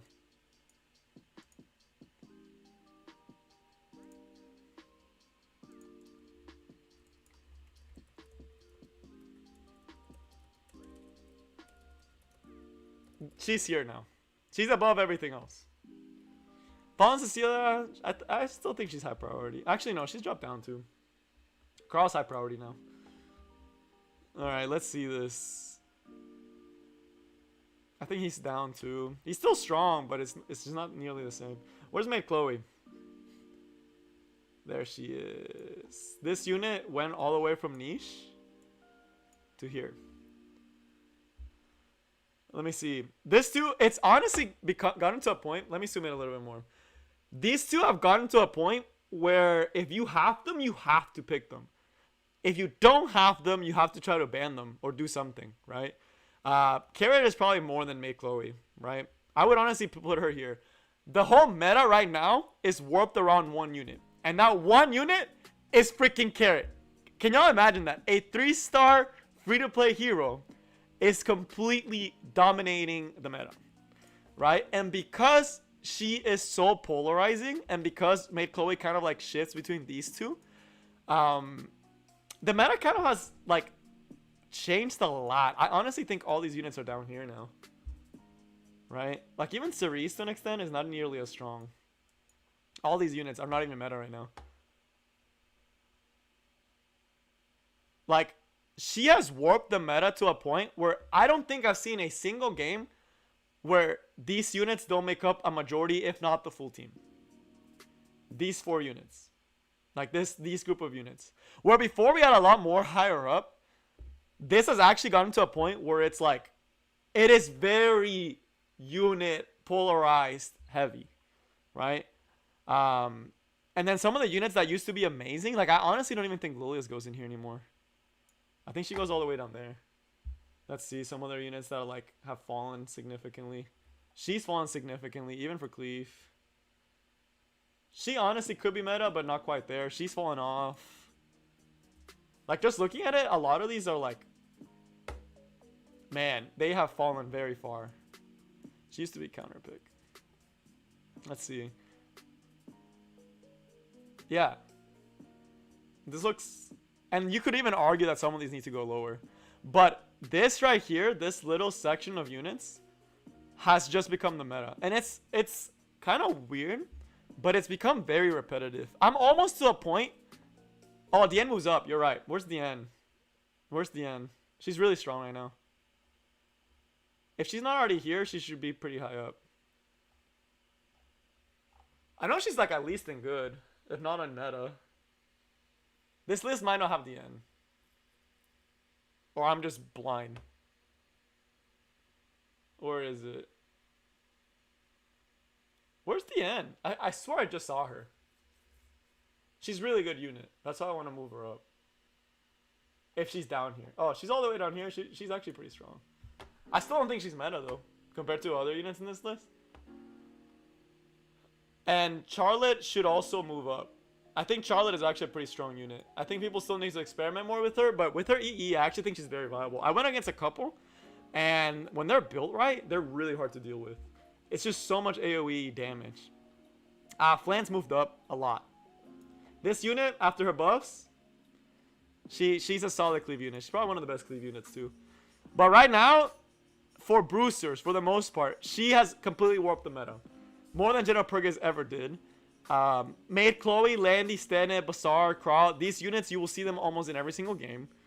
The meta units, Fawn Cecilia is still very... All these units you'll still see a lot, and they're still very, very powerful, especially because they're good at countering certain things. And these units are still strong picks, right? Like, they're still units you can definitely play with. I honestly think RTA Mercedes is still busted. But just people don't play her that often. And no one wants to play Doris, no one wants to play Emerald. It's kind of toxic, but it works really well. So no one really wants to play with that. But... yeah, it's very polarized now. I'm trying to see if there's anything else that's changed. But for the most part, everything just kind of moved down a tier. ML Kawasu would probably be like in the good tier. And this hasn't gotten updated with a lot of the new units. But this is kind of how it's looking like. I don't know if y'all have any questions, but this is my updated one. Right? I honestly should save this. Or post it later. But right now, this unit is just driving everything. Dude, Carrot actually does everything. So, it's one of those things. Blingo, I honestly think is a good unit. If I don't have him in good, he should be in good. I don't think he's a bad unit. I actually think he has a lot of potential. Where is Blingo? He should... I'll put him in good, because I've seen some people have good success with him. So... it's not fun. The reason why I say that is because you're either playing Cleave, which is really good right now, and it counters a lot of the healer meta, or you're playing Carrot. Carrot is actually warped the meta around her, because she's forcing everyone to have to ban Carrot, or to have ways to deal with it. Cleave doesn't have to ban Carrot, right? Because Cleave teams can actually Cleave Carrot. Cleave teams can Cleave Mate Chloe, right? So right now we have a very triangular meta, where we're in this situation where... Cleave destroys Made Carrot Bruiser. Tanks beat Cleave. And then Made Carrot Bruiser beat Tanks. Right? So we have a very triangular meta. Where because of Made and Carrot, it's gotten to a point where these have become their own tier of their own. And it basically is, if you're playing Made Carrot, you beat any other tank or cleave team. Because you out-sustain them, you out-damage them, you out-grind them. And you just out-sustain, out-grind, and out-damage, right? So, Made Carrot teams just absolutely destroy any other form of tank team. Cleave aggro teams are on the come-up because Made Carrot Bruiser is so popular.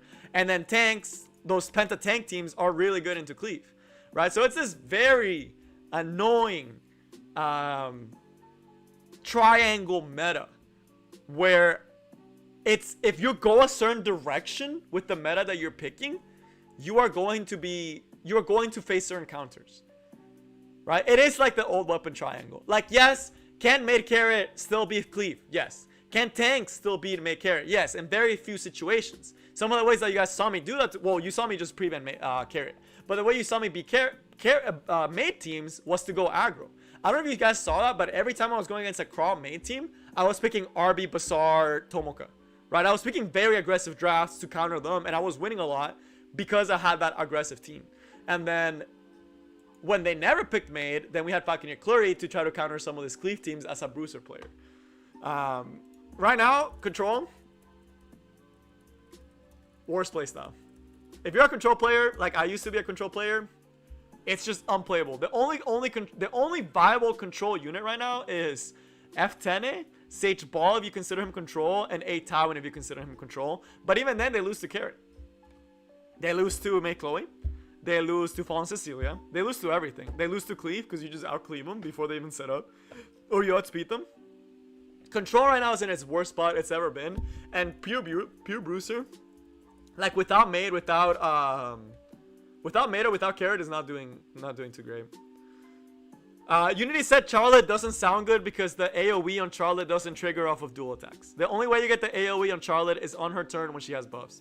But yeah, it's pretty disgusting. If we look at every single match I've had, you will see Carrot will either be picked or banned. You'll see Maid will be picked. I don't have Maid, but my opponent almost always has Maid. So you will see Maid in almost every single team that the player probably had a Maid. You see Landy almost every single game. You see Stene almost every single game. You see Basar either picked or banned almost every single game. You see Crawl picked or banned, or picked, not banned. He doesn't get banned, but you see him picked almost every single game. You still see Fallen Cecilia almost every single game. You still see F10 almost every single game. Seaside, Cerise, RB, LQC, F Clury. It's just these 3 tiers, aside from Cleave, is absolutely just polarizing the meta. Can you still make it to Master? So that's the thing that I know a lot of players are wondering. I honestly think this meta is the easiest, but at the same time, the hardest meta to get into Masters.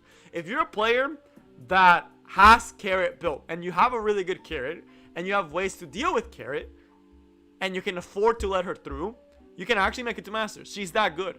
She's literally a unit that if you get every single match, you're going to be winning almost every single match with.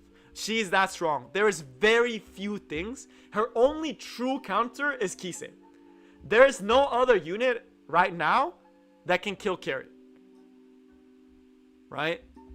So it's pretty tough. Rayu, what's my thoughts on process prioritizing what gear pieces to craft first? To craft, I go by unit. If I want to build a certain unit, I usually don't focus on like, oh, I need a chest because I don't have that many chests. I think I'm building this unit. It'd be nice to have more. I don't have the chest I want, and then I'll craft a chest for it. What build on Carrot is best? Speed, around 220, 230 speed on Carrot. 4.5k attack, 15k HP, and 1.5k defense. Right? Like just a massive tank. Decent speed, immunity set, of course. Kind of has to have the immunity set, and just a bulky speed nightmare that they cannot break past. That's the Carrot that you want. That's the Carrot that you need to you want to use to destroy the meta. The only hard counter to Carrot is Kise. That's like the only unit that can hard counter Carrot. No other unit in this game counters Carrot. But in higher elo, because Kise is such a good counter to Carrot, what Carrot players have now is a really good Assassin Sid. Because then they make a situation where if you pick Kise, they will pick Assassin Sid, and your Kise is just gone. And Hufer for Charles. Charles is still in the niche tier. He's still sadly in the niche tier. I don't think he's going to be moving up Hufer anytime soon. But thick Carrot is best Carrot. This unit, every time I fight it, I'm like, how the heck do you kill this unit? If you don't have Kise and you have no way to one-shot her, you can't really control her, right? Because she just cleanses herself. You can't really one-shot her because she's usually built tanky and has a built-in self-sustain. She has self-healing. She has barriers. She has... Operator Sigurd does pretty good into her too. But that's cleave, right? So if you're not cleaving, how do you deal with this unit? You can't kill it. If you don't have a full Bruiser team, you actually can't kill this unit. Seaside doesn't work. Seaside, if anything, kills herself on SSB. Or no, SSB kills herself on Carrot. Right? Because the SSB, every time that SSB counterattacks, she's getting burnt. Right? Can't put unable to be buffed on Carrot because she just cleanses it. You actually can't one-shot. Like, she's at Crawl. Here's the thing, though. If you're picking Crawl, that means that you are letting that Carrot take turn 1. And if that Carrot is able to hit the rest of your team, you really can't do much, right? That's also why May Chloe does really good into Carrot as well. I know one of the ways that people deal with Carrot is double Soul Weaver. They'll pick like May Chloe and they'll pick something like Elena, right? Like May is really good into Carrot as well. But they usually see each other. Like right now, the most meta draft that you can possibly make, like the most meta draft right now, is Crow, Maid, Carrot, not as particularly in that order, Landy, or Stene, and then Flex. This is the most meta draft you can do. Right? So with this, you have protection with Crawl. You have the Mate for attack buff and for support and for cleansing. You have the Carrot to carry your damage. If they ban your Carrot, now they have to leave with a Dandy or a Stene that has a Crawl protecting them and has a Mate protecting them. Is going to do a ton of damage. And then you still have a unit that you can use, whether that's a Sid, LQC, Bazaar, any other unit that you need to fit to the situation that you have. This is the most meta draft you can come up with right now. And there's not a lot of things that can actually beat this draft, right? Except Cleave. And because this draft is so popular and it beats everything else, Cleave is seeing a resurgence, right? So you're starting to see a lot more Cleave players. You're starting to see a lot more Operator Sigrid. You're starting to see a lot more Challenger Dami, Cerise. That's why Cerise is still up here, because she's still a really good unit.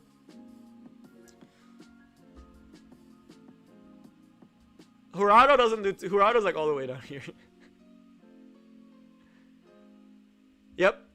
Anthony, it's one of those things that I actually think is either the worst thing to like you can do to do the Masters, because now the problem is everyone has RB, but Carrot is a bigger threat, right? So, and Carrot is also free. Both RB and Carrot are free units now that everyone has. So I actually think it's like, if you have the right units, you can climb really easily to Masters this season. But if you don't have the right units, you need to get a Carrot as soon as possible and hope you get a lot of first picks where you can pick her, or hope that your opponent doesn't first pick her.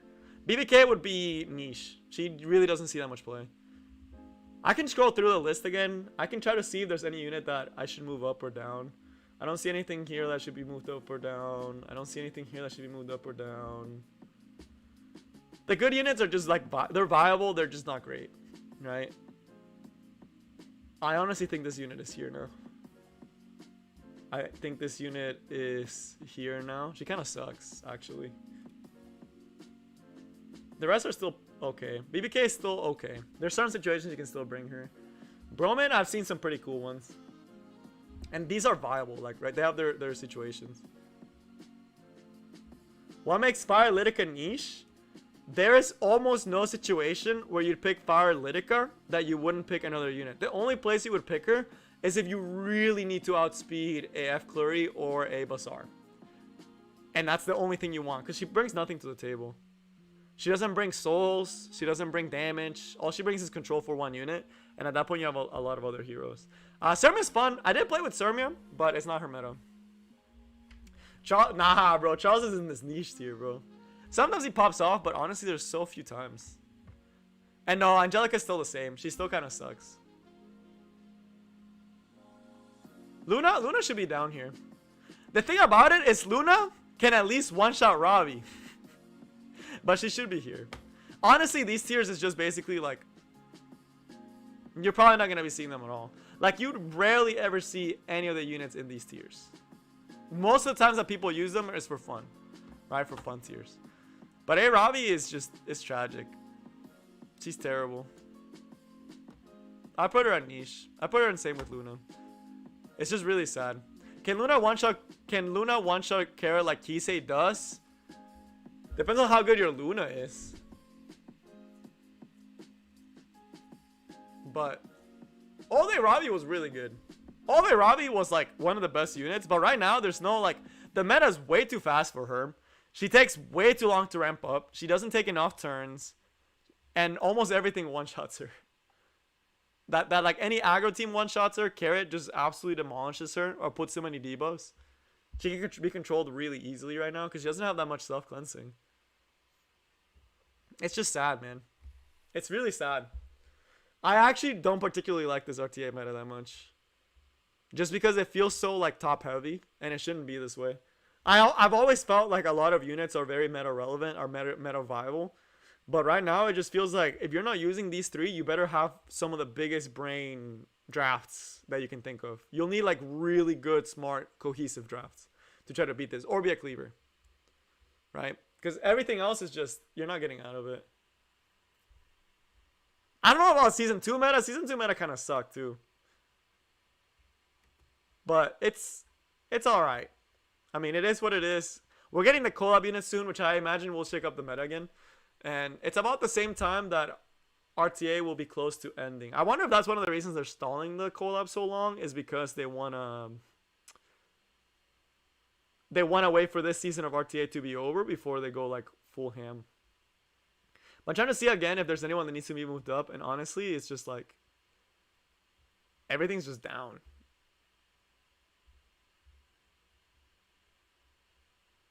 And this could honestly be moved down. It's just because people don't like playing Amaru Doris, but I still think they're really powerful. Same with Crimson Armin. Which season was the one before Last Sword of Crawl? Season 1. Last Sword of Crawl was at the end of Season 2. Season 2 beginning was pretty fun. It was mostly Dizzy. Dizzy SSB before Last Sword of Crawl. There's always going to be something toxic. It's one of the first times that we actually see something like this. RB I almost might put here. You could argue that RB goes up here because he's part of Cleave and for aggro, and he's one of the best answers to a lot of the different slower teams. So, I honestly, Last Rider Cross still very annoying, still very strong, but not picked as often as he used to. But yeah, counter picks, these are still really good units for what they do, for the most part. Every once in a while, I'll still use certain units here. Sid is one of the best counter picks you can build right now. If you have good speed gear, man, you're set. Charlotte, like, yeah, this is it. I mean, if you have any questions, let me know. But I think this is right now, this would be the meta. Like, from what I think it is. These three is just kind of like most of the thing. And then Cleave, of course, is just Cleave, which is very powerful right now. So you could probably move it up. Because that's the only true other, like, that's the only other true really good strategy is Cleave teams. Although Sid is not part of it, right? Let me organize it a little bit. For the most part, you're only going to see... You never see a Faithless Litica. Alright. For the most part, you're going to be seeing these units in RB, which is up here in Cerise. Right, like these units make a really good core. Elfelt's actually pretty good right now. F Litica, ironically, is really bad. I have not seen a good Faithless Litica in a really good time. Is Stena greater than RB? No, I think they're almost equal. Because Arbiter Vildred counters Stena teams, and Stena kind of just destroys almost every other team. But RB is just eternal. He's just so good. He'll always be a good unit. I don't think there's ever going to be a meta where we don't see a lot of RB. Just the way it is. You see Athletica in Legend? I guess she's coming making a comeback. I don't see her at all anymore. I see most people prefer the other units for the other ones. But I guess it's pretty good. Athletica right now, people are not using G-Perk as much. So she might be coming back. I don't know. The last time I saw her, I didn't see her a lot. But Cleave will always be Cleave. For Cleave, from what most people will tell you is the Cleave will usually open with Cerise or Arby. What the Legend Cleavers that I see really like first picking Arby. Or really like Arby or Cerise is the two big ones. Arby because everyone has Arby now and you don't want to get your Arby taken away. That's one of the reasons people will first pick Arby. Also because Arby can pivot between different drafts. They'll usually first pick Arby so you can't steal it. But Cerise is also another really good first pick if you have ways to deal with Arby in your Cleave draft.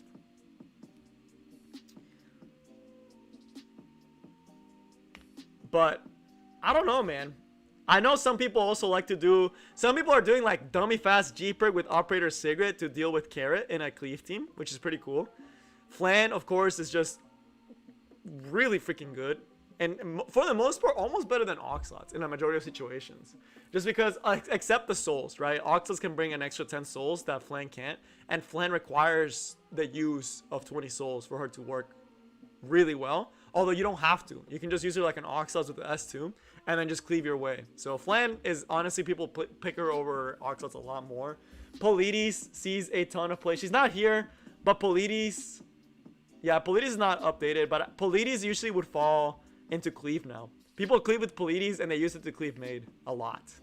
So that's one of the more popular cleave options against Maid is going to be Polides. Because if they Maid S3, your Polides just absolutely destroys them, right? So Polides is really a good cleaver. She's not here because I just don't think they updated her. But if I could, I would add a picture of her right here. So Polides is amazing right now. Also really good counter pick if they do decide to go Flan and other things like that. But, man, I just hate how top heavy this meta is. Like, I rarely see the same diversity I used to. You don't know what to focus. JCS, right now, it sounds like you're very early game. Don't even worry about RTA right now. RTA should be something you start thinking of, like, by month 3. Right? Like, it's very unlikely that you'll be able to make it to Masters this season. But you should be able to make it to Masters next. I still honestly believe that you can make it to Masters in RTA if you manage your account properly and focus on the right things. You can make Masters RTA in less than 6 months. I really still believe that. I am still adamant that that is possible. Assuming that you're playing every day, you're using your leaves, you're getting gear for the first 3 months, I think you could even do it in 4 months. So, right now, JCS, all you need to worry about is finishing that RB out, getting that PvE done, doing that Wyvern, getting that freelo. So that's what you really need to be focusing on right now. And I'm going to come back real quick. I am super thirsty, and that's one of the reasons I'm not talking as much. I'm going to let y'all sit on this to kind of think about it while I go get my water, and I'll be right back. But yeah, right now, it's just, man, it's tough. Hey, you're in rank 42? That's really cool, Jeremy. That's awesome. I know a lot of my friends really like this season. A lot of the people I know in the Discord have made it to Legend. They love this season. They're like, it's freelo. Because they have ways to deal with Carrot. They have made Chloe. Or the ones that don't have made Chloe are cleavers. Right? So the cleavers, the people who make Chloe, are chilling. A lot of people I know have made it to Legend this season. So it's one of those seasons that if you have the right tools, you can easily climb up to Masters. I honestly don't think it's that hard to make it to Masters. JCS, it sounds like you're going the right track. But alright, let me get my water because I am dehydrated and I need to keep talking.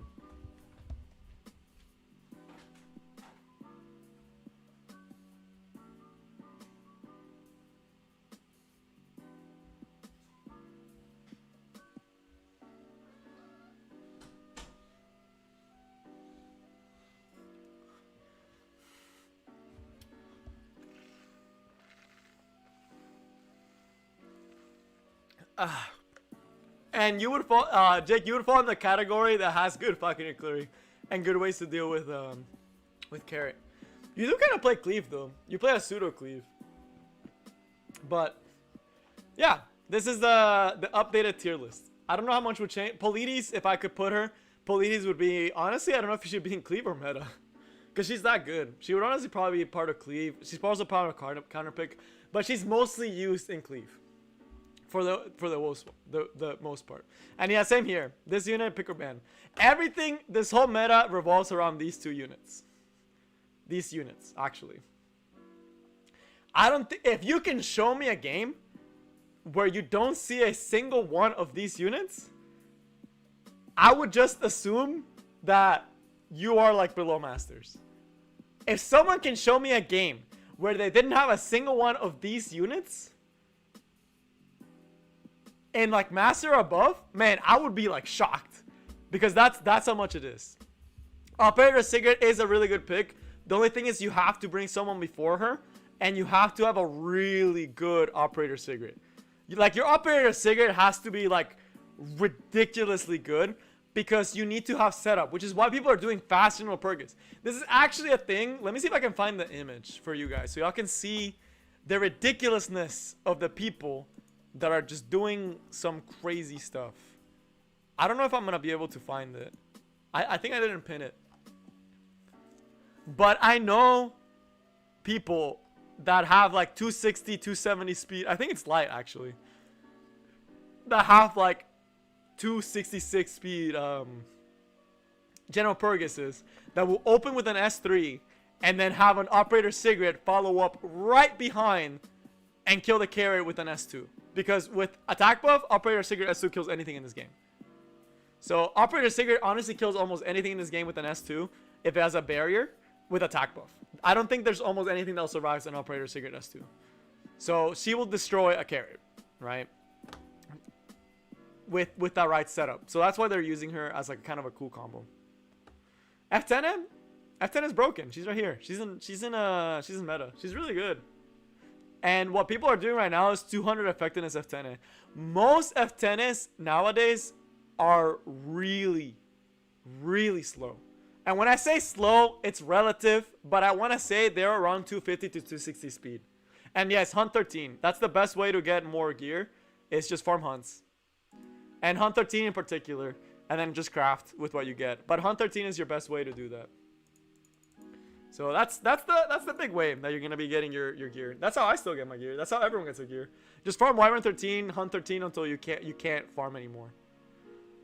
Why is F10 a counter in DJ Bazaar? Because F10s nowadays are literally built with like 200 effectiveness, but there will be 240 to 250 speed. They are literally made to hit Maid Chloe, to hit DJ Bazaars, to hit everything in the game. So it's F10 right now is built to hit. She has power crept every single control unit in the game. There is no control unit or control team where you don't take F10 and have really good success rate. Well, like Bazaar 8 Tywin still works, but that's a lot of setup. And for the most part, I get my gear through crafting. For the most part. And from Labyrinth. Yeah, Yermi, you have to get to Wyvern 13 as soon as possible. But FCC is the main way that you start with barriers. So FCC, that's why I like T-Corset a lot. I think I might start using T-Corset more. But yeah, that's the tier list. That's my updated. I don't think there's a lot of changes. I don't think there's any unit in here that needs to go up there. Oh, Axe God? Dude. This guy should go down here. This guy's actually just like... They actually made him worse with the update, to say the least. I really was hype about this unit, but they did him dirty, dude. They did him so dirty with the update.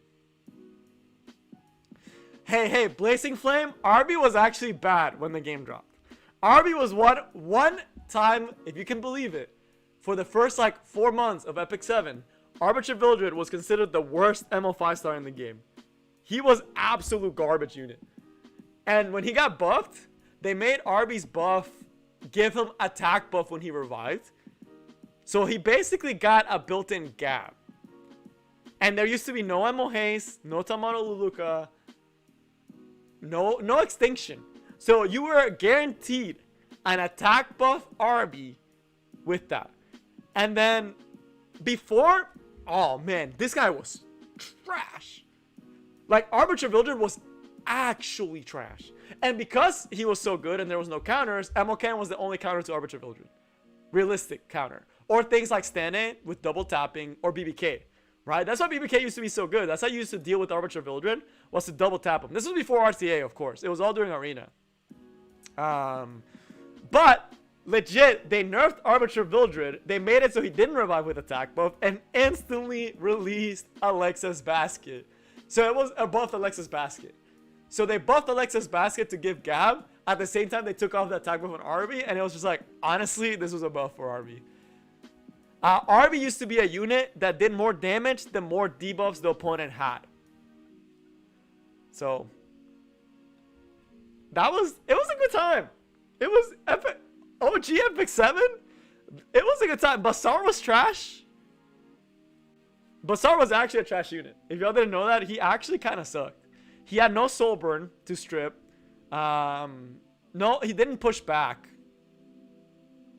So Elson used to be the G. Bro, Elson used to be a G, bro. He used to be so fun. But Maid actually was good on release. Royale was like always good. Emocan was actually like the best unit in the game. If you can believe that.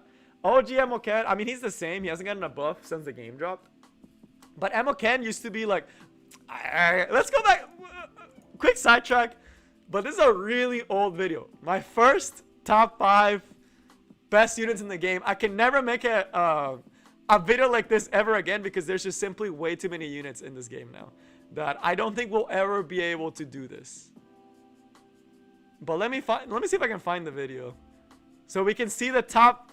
Y'all are gonna laugh when I show you guys the top 5 units in Epic 7. I actually took this video down. I took a lot of the old videos down because I know there's a lot of new players that are coming into the game, and I didn't want to bait all the new players thinking that these old units that used to be OP are still OP.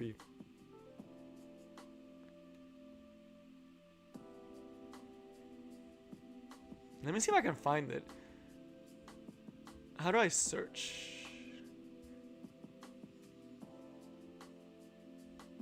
I'm just gonna have to scroll through it. It's gonna take a while. I hope it doesn't take too long, but I should almost be there.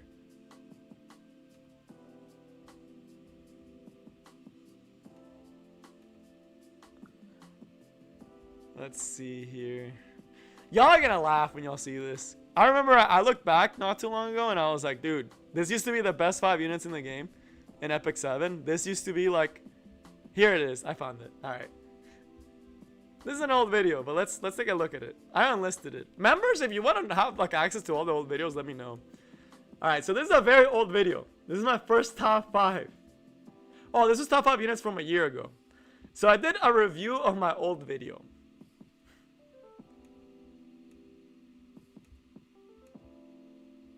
I said Haste was one of the best units in the game. Can y'all believe that? Haste. This guy. This guy.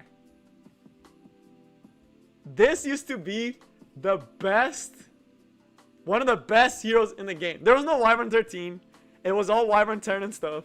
This guy used to be like, oh, you could one-shot bosses? You could heal off of bosses? Like, what? That's broken, bro. Like, what the heck is that? Like, he's so good. A Haste, broken.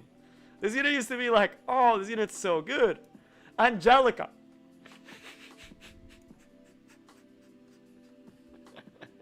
Dude, Angelica used to be like, reroll your account, you won an Angelica. Because she's OP. Yeah. People used to reroll their accounts for Haste, and he was not in the selective banner. So people would literally reroll their accounts trying to get MO Haste of the first one. Angelica, busted. Best Wyvern tank. Immunity was ridiculously powerful at the time. 4-turn immunity in Abyss. It used to be like busted. PvE was so hard. PvE was actually really hard. OG Epic 7, PvE was actually so hard. She was such a good unit because she was like the best unit you could have for PvE. Then we had Ammo Ken. Bro, this guy was like the king of PvP.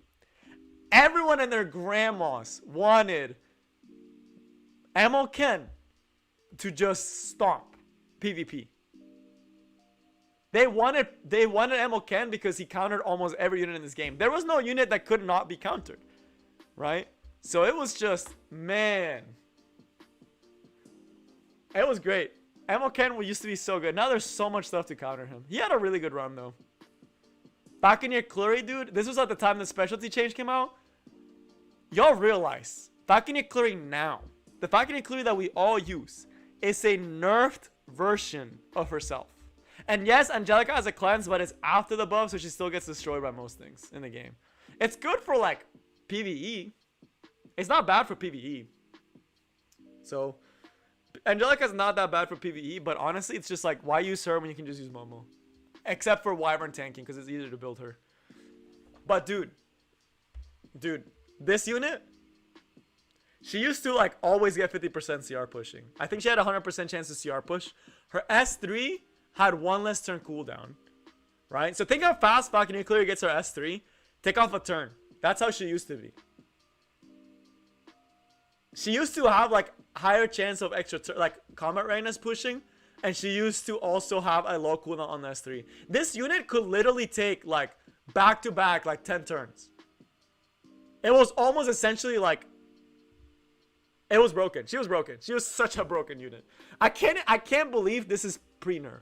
My Falconeer Clury is actually pretty fast right now. Let me show her.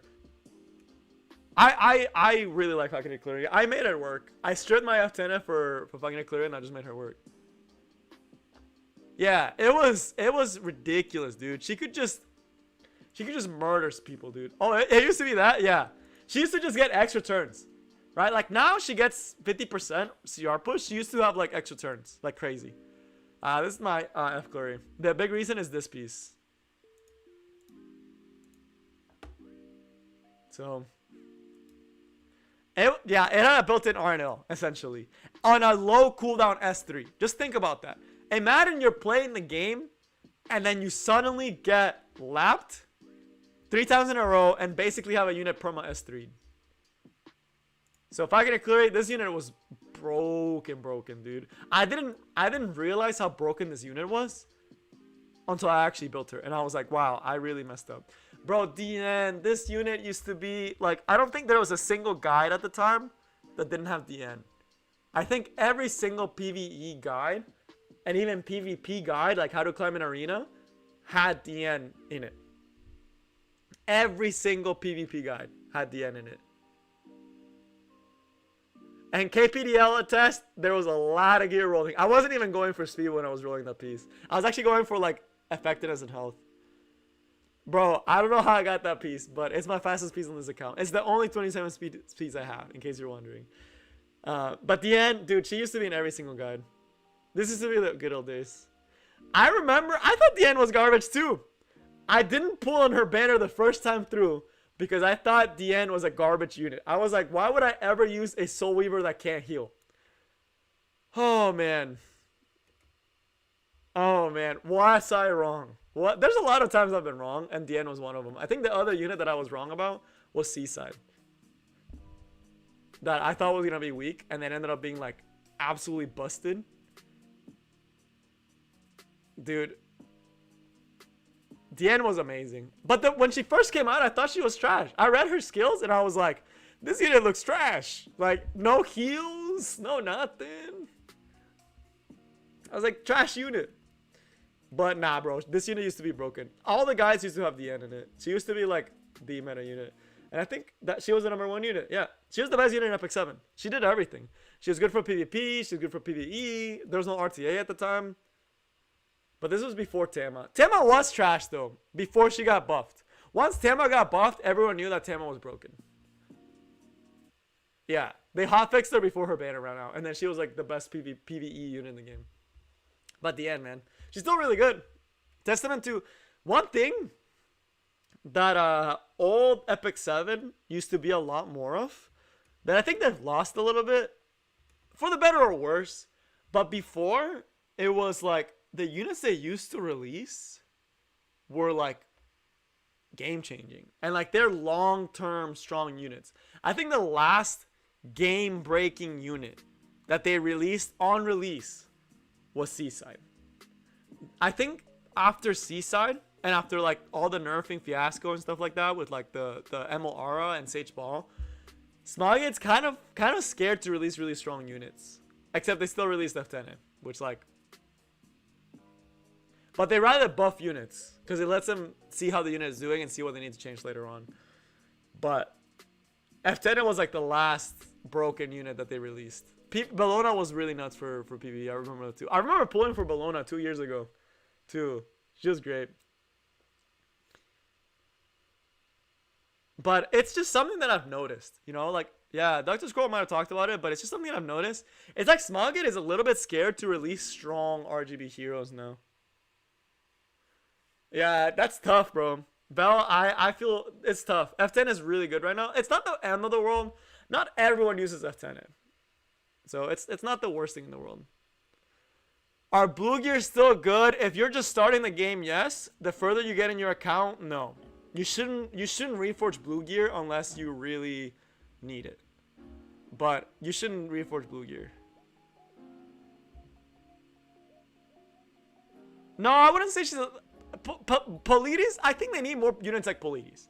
That's what I think. Like Polides is a unit that wasn't broken, but was really good, right? Polides was a well-designed unit. I even think to an extent, Senya was a well-designed unit, but not great. Like, she could have been a little bit stronger. So, I don't know if that's what they went for. I just know that the units have been a lot weaker recently. But I don't know if you've noticed, but if we look at this tier list, right? Aside from the units that got buffed, right? Just let this sink in. Aside from the units that got buffed, all the units on these top 3 brackets, besides Landy and Kara to an extent, even just Landy. If you look at these top 3 brackets, Last Rider Crawl and Landy are the only 2 units that were released more than a year ago. If you go further down, all these units were released more than a year ago, except like Meru. I think Briarwitch almost has a year now too. Almost all the good units right now are actually old units. They're not the new ones. The new ones, I don't have them here, but Ida didn't do anything. Polides would be up here. Senya's not doing anything. Elno's not doing anything. Arvalon's not doing anything. Mort's not doing anything. F10 is really good, right? She was new. She's pretty new. She warped the meta as well. Cerise was a buff. So that's weird. The more I think about it, it's like, man, I actually don't think Polides killed Cleave. I think Polides actually made Cleave better. I think Polides actually forced Cleave players to actually have to adapt, right? I think because of Polides, Cleave players started playing with other units, and they're like, whoa, you know, maybe, just maybe, we were doing this wrong. And now Cleavers are just ridiculously, like, Cleaves are so optimized right now. It's pretty ridiculous. It's interesting. So that's pretty cool. That's pretty cool. I don't know. I think it's weird. It's a weird thing of what Smaga is doing. But it is what it is. But for the most part, I think it's interesting, right? I know I'm kind of rambling right now, but it's just like most units that are meta are actually old units, like that have been around for a long time. Spread the build. Your Raz is pretty wonky, Jake. So it's interesting. Interesting. Yeah, no, Polides definitely joined Cleave. I'm pretty sure Polides is actually just like a part of Cleave. But I don't know, man. I wish they actually, you know, released strong-ish units. Like, Ilnav had potential, but she just didn't have the kit. Like, she didn't have the... I don't know what's wrong with Ilnav. Like, on paper, she looks really good. On paper, she looked really good.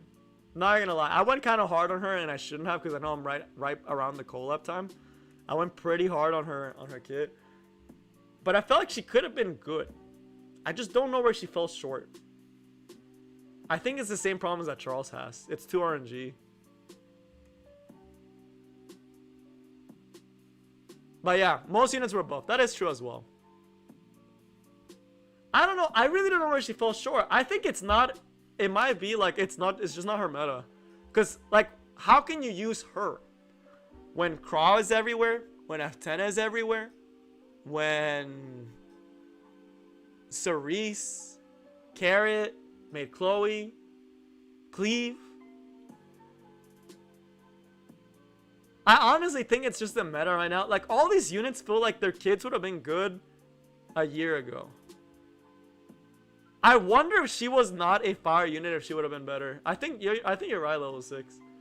I am one, like, the more I think about it, if she was a blue unit, she might have actually been really good. We needed more blue units, right? More blue knights too. There's not that many blue knights. Although people don't want knights right now, they want thieves. But inherently the worst element is fire. Just because fire has so many counters right now, that if a fire unit is not broken, they're bad. Like, if we look at fire, let's actually look at fire. So y'all can see, like, what I mean, that if the unit is not absolutely busted, the fire unit is bad. Like, they have to make fire just ridiculously strong to justify using them. I don't think there's that many meta fire units besides Carrot. Like, Cerise, she's fine. She's not good. Charlotte, she's not good. Ball, she's not good. Robbie is disgustingly OP. And she still gets shut out by water. By Crawl, Cerise, Dien. Kairon, F10 just shuts her out completely. And Cerise shuts him out completely. Right? And he has a really good kit. But he just gets shut out completely. Hayes, trash. Gets completely shut out by half the roster. Has to have an insane gear, and other units do his job but better. Really good for PvE. Has to have insane gear, and even then there's probably other units that do the job but better. Lilius? Fire Knight? You don't see Lilius anymore. Because there's so many cross now. And Carrot. Right? I mean, Lilith probably does okay against Carrot, but like, she's not like, she's really good. Like, they're really good kids. Polides is like another good one. The rest are not that good.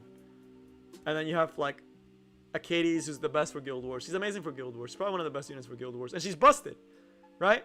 What other Soul Weaver can get an AoE cleanse, an AoE heal every other turn, right? That only has one turn where she doesn't have S3. So like if you look at it, it's like fire units have to be busted to be viable. Anthony, I did pull for Polides, but I wasn't able to hit pity. I think I got to 40, and then I was doing the video and I accidentally didn't click on her banner, so I did 40 summons outside of her banner. So because I did that, I was not able to pity Polides, and I'm so upset at myself that that happened. If you look at the worth it for Polides, you'll see that I summoned on the Covenant banner instead of on her banner. Holiday Euphine, it's just the fact that like they can just ban her and then you still lose the Bazaar, or they just will let her to crawl and completely nullify it. Acades is strictly better than Destina right now. Acades is amazing. She's an amazing unit. But Lilius has fallen off a lot. And it's just a product of Crawl being back in the meta because of the World Cup and because of Carrot, right? Those two things made him come back and made him come out really strong. So it's just like, how can you ever get it unless the fire unit is absolutely broken? They won't be able to break through, which is really sad. But then if we look at things like Earth, right? Let's look at Earth to see how Earth is. Speed Imprint, she's amazing. Falling off, kind of niche, broken, really good. Bellona's still okay. Not great. Vivian is really good, I think. She's pretty good. Ray is amazing for what he does. Baiken is good for PvE, but not for PvP. Alencia has fallen off a little bit because of Carrot. Moore is trash. Landy's broken. Rain's actually really good in the right team composition. And then you have Pakinia Clary, who's like one of the best units. So Earth is doing okay. Earth is kind of carried by Landy though. That's the big thing. Earth is carried by Landy for the most part. And then Water's probably the strongest element still. They have the best units. I don't know. I really think that there's something missing. And Water's just all control, which is like control or like slow, right? Control. Water's pretty stacked right now. Water units by far the strongest, but also kind of lack DPS. Besides like Kisik, that's their only true DPS unit. Because if you think about it, Seaside is overtime damage. She's not like burst damage. She's overtime damage, which I guess is DPS. But they don't have burst damage units, right? So besides, that's why Carrot can run rampant. Water is stacked, but it's also missing stuff. Like all the elements are missing something. So, but by far, Water is the strongest element. You'll see the most water units out of anyone, and you'll also see a lot of Earth. And Fire is hard carried by Carrot. You'll realize when you're why it feels that way. Whenever Carrot is banned, there is no like you really can't do anything, right? Like when Carrot is banned, there's not a lot of ways to deal with a heavy Earth team besides picking Robbie and praying. Dude, Ida is just like, why ever pick Ida when F10 exists? It's sad, but it's true. Like when you look at her kit, okay, you can strip and the spell and push back. Why should I use this when I can have a unit that strips, provokes, and puts unable to be buffed? This one, how am I gonna land this turn 1 immunity? She got power crept before she even came out. She's not bad. Like, she's not a bad unit. Don't get me wrong. She's not a bad unit. Like, can she work? Absolutely. I don't think she's a bad unit. The thing about it, it's like, why would you ever use her over F10? It's hard, right? It's hard to justify that. It's hard to justify that. And I do think Charlotte is slowly coming back. But again, y'all see how strong Charlotte is as a unit? Like, for her to do remotely okay, she has to do so much. She has guaranteed critical hit damage. She has self-buffing. She has massive AoE damage. Has CR pushing. And she's still barely just coming into the meta. Has an EE. And it's because there are so many good water units that can just destroy you. But yeah, JCS, I mean, like, Ida's not a bad unit. Don't get me wrong. I don't want to rip on Ida too much because she's not a bad unit. I really do think she had potential. I still think she has a lot of potential, right? I still think she's a usable unit. It's just the fact that, like, why would you use her over someone like Basara or F10? It doesn't justify it. There's just very little justification for you to use her over all those other units. So, I don't know. There's a lot of problems. Right now, the meta's not great. I'm not going to lie to you all and sit here and say the meta's great. One of the reasons that I've kind of been taking the back seat this RTA season. But hopefully with the new co-op units, we'll see a big shakeup. So, and next week, we see a lot of announcements. Assuming they stay up to schedule. So if y'all don't know, let me show you guys this. On the video description, there is actually a website that I linked. That in case you've ever wondered, when's the next collab? When's the next this? You can actually go in here and it shows you the schedule. This is the schedule that Smogit set out. Someone actually went through and has kept track and put like coding for this and made a pretty nice website. But it shows you what should be coming next week. So we should be getting equipment balance adjustment, right? I don't really know. Oh, like, I forgot. Oh yeah, this is for the and it's a maybe, right? Because they said it was Q2 and we're almost at the end of Q2, right? We're soon to get to Q3, but this is for the revenge set and for the injury set buffs, right? So we should be seeing that soon. We should get something about this. And the specialty change is 4 weeks late from the announcement, right? And then we should also be seeing collab info and ML showcase. July 8th, it should be the end of the season for World Arena. In 2 months, we'll get new exclusive equipment. That's already in the future. And then there's the other stuff that should be coming in the future, like episode 3, chapter 9 should be coming soon. The side story should be coming soon. The ammo heroes that they've announced. And then some of the other stuff that you can expect later on. It's a cool website. Right? And then Abyss. I'm not looking forward to this update. I hate Abyss. Every time I go in Abyss, I want to shoot myself, bro. Whoever made Abyss is just like, wanted people to suffer. He was like, you know what would be fun? Making people want to be super sad. I hate Abyss. I still have to finish 110. But at least I'm there. The only thing I'm curious about is what they're going to do with Revenge Set. I think Revenge Set has the potential to be a meta set if they actually buff it properly. Nice. I'm excited for that. At least no passive ER. Should make it less. But then if they have no passive ER, that's going to be more like the BVK floors. Release story missions. Once a month. Yambin. It's about once a month. Every month they release a new chapter. So that's what's coming in the future. And there was one last thing I wanted to show you guys that someone else in the Discord put up. It should be a spreadsheet. Let me pull it up and we can talk about it real quick. You guys know the World Cup. It wasn't too long ago. But let me get it.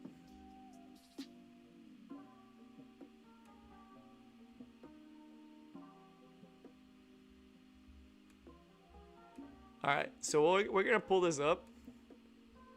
So, for the Epic 7 World Cup, I don't know who compiled this. I think it wasn't someone from the Discord. I think it was someone else. But someone compiled all the units used for the Epic 7 World Cup. And this is what we got. So, Pre-ban picked their Pre-ban. Basically, like, they added up everything. And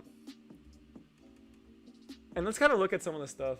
It doesn't let me enable editing because I'm on Google Docs. But I can't even see what cells highlighted. Okay. So, Alencia was actually picked. Ambitious Taiwan was picked a ton in the Epic 7 World Cup. Landy, holy cow. So, this can be over 100% because both sides can ban it. Yeah. Landy almost did not see a single game. Oh, man. And she saw a couple of games. Wow. And Lenny had a 100% win rate? Wow. This might have been on the last day, I'm pretty sure. Yeah, I think this was on the last day. This was like the finale, like the top 4. Championship match. Okay, it was championship match only. So it was on the very last match. Wow, they used a lot of units. They used a ton of units. So this is the best 2 players in the world. So it wasn't all the Epic 7 World Cup. That's my bad. This is my first time actually looking through the spreadsheet. I thought it was the whole thing, but it was only the championship match. It was only the championships match. It's a little bit small. And let me pull it. Let me try to link it. I'll link it in the chat. I can't even zoom in here. That feels bad. Maybe you'll let me do it through here. Nah. There we go. That should be better. But I'll link it here. It should be in the Discord. It should be in the Discord as well in the general chat. It should be pinned in the general chat. But this is for the World Championship match. So this is the last few matches of the whole tournament. So there was 16 matches total, right? Or about 20 matches total. I cannot believe Landy had this much ban and pick. And she had such a good win rate. Every time she got through, she won. That's how good Landy is, man. Especially high level. Deanna had a really good run as well. She saw a ton of play, but she didn't win that much, right? Because people had to pick her in different situations. The ones that got 1 time and 2 times, it doesn't say too much. Researcher Carey got picked a lot and had an amazing win rate. Rowana, Tamaro Lucas. It's interesting. This just kind of shows you top level, kind of the units people pick. And like how good certain units are at high level. But then again, this is World Cup. So yeah, I'll have to remember this is the Epic 7 World Cup. So they had 3 pre-bans. The problem with that is that with 3 pre-bans, there's a lot of different things that normally wouldn't work that work better. So Rylet showing through to his colors, not dodging, I'm pretty sure. So it's not as informative as I thought it would be. I thought it was going to be of the whole tournament, but I guess that was too much data to compile. And Yanbin, there is only one way to do that, and it's going to be the only way to do that would be with the arena items, and you have to use this very sparingly, right? So you have to use this extremely sparingly, but you can actually buy slates. You can't see it here, but these unknown slates, every arena season you get 1. So you want to get them every single season, and you want to hold them for a unit that's really, really good. So I'm kind of sad that was only a few. It was only for the championship match versus the whole tournament. But it's not bad. It is what it is. I'm still going to buy this because I like getting every single frame.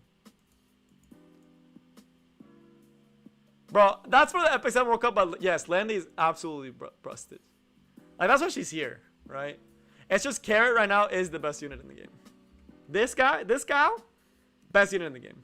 What does the ammo shop look like? You actually want to see it? I can show it to you guys. I have it. Y'all actually know who this is going for, right? Next month, this is going for May Chloe. But you can do this, right? I can get Emo Aura right now if I really wanted to. I could go for Emo Aura. If I really wanted to, I could go for Sage Ball, but I already have them.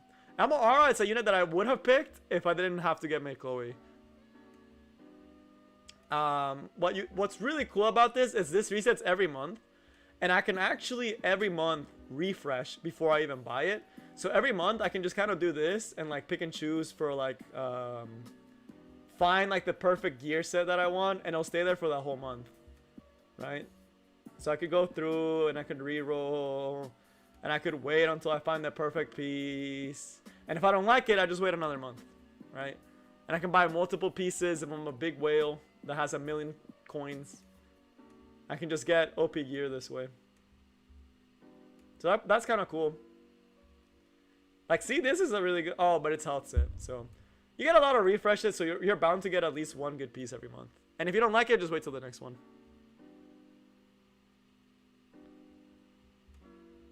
And then you can get Mola every month. Again, it resets on the month. And you can get this, it resets on the month. So, but for most people, you're only going to do that.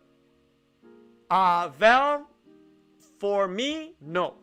For whales that have multiple copies, like you have to realize, whales will literally go into a Mystic banner.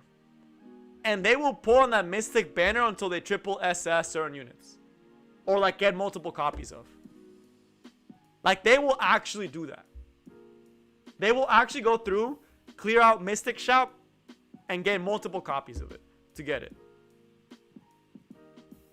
So whales have a ton of coins. Whales actually will buy this. Whales will actually buy this. Whales will actually buy this whole shop every single month. So you have to realize that for whales, this is pretty broken. For you and me, I am hoarding these coins until Maid Chloe, which is next month. So it sucks that I have to save these for Maid Chloe and I can't go for something fun. But if I want to stay competitive in Epic 7, I have to have Maid because she's that broken. So sadly, I have to hold on to my whale coins. I did get lucky on how I got it. I got a dupe prior lip, which was kind of cool. But it also means that I've gotten... I am a dolphin. I'm not going to lie to y'all, I am a dolphin. I think if you wanted to say how much I spent a month on average, like if you were to average everything I spent every month, it would come out to like $50 to $100 a month. How do I know it's made? They are releasing it by order that the units were released. So if you've noticed, they released the units in the order that they're released. It was Sage Ball, Emil Ara, and after Sage Ball and Emil Ara, it was Maid Chloe. I'm pretty sure, and I think they have that ordered also in the journal. So let me actually look in the journal because I think they have it ordered that way as well. So you can see the release order. Yeah, they do. No, they don't. Never mind, because Sage Ball shouldn't be there. They don't. But A Ravi was one of the. She probably will be in the coin shop. Spez already was in the coin shop. So it'll probably be A Ravi and Maid Chloe next month. MLK already got it. Stan already got it. RB already got it. All these came way after. And then for the lights, she's gotten it. She's gotten it. She's later on. These two have gotten it. Spez got it. DJB was after Maid Chloe. And these were after. So Maid Chloe is the next one. Who can CR push with higher base speed? The fastest setup unit is technically Judith. Like by raw speed. Like if you're just trying to get the fastest CR pusher in the game, I actually think it's Judith. I don't think there's a faster CR pusher than her. Her base speed's like ridiculously high. Actually, she's not that fast. I think there's someone faster than her. Wait, 117. Tomoka's like right there. Oxalt is like right there. Flan, I think, is also right there. Let me see Flan. I know Flan is like 115, I think. And I think Faithless Lytica is also 115.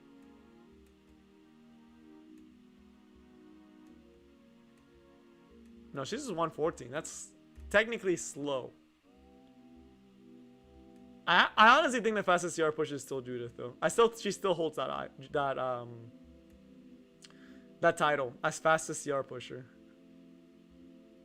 Oh no, the other one is CR slowdown. Cerise doesn't push up. Celeste doesn't push up either. Like fastest CR pusher is Judith. She pushes back, so she's the fastest control unit. And she also gives a speed imprint, which is crazy. But she pushes back, she doesn't push up. Which is good for CDOM. Rose is... I don't think Ruset's that fast. Let me see if my Ruset has no gear so I can actually check. Yeah. I'm pretty sure Judith is the fastest CR pusher. I'm like 99.9% sure that Judith is the fastest CR pusher.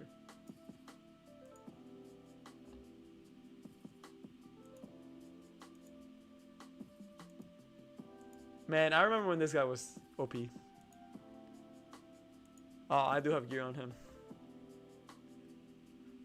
Red Shuri does have the fastest speed imprint. But no, it's Judith. It should be Judith. Charon is the fastest unit in the game, but he's not the fastest CR pusher. But the fastest unit in the game is Charon.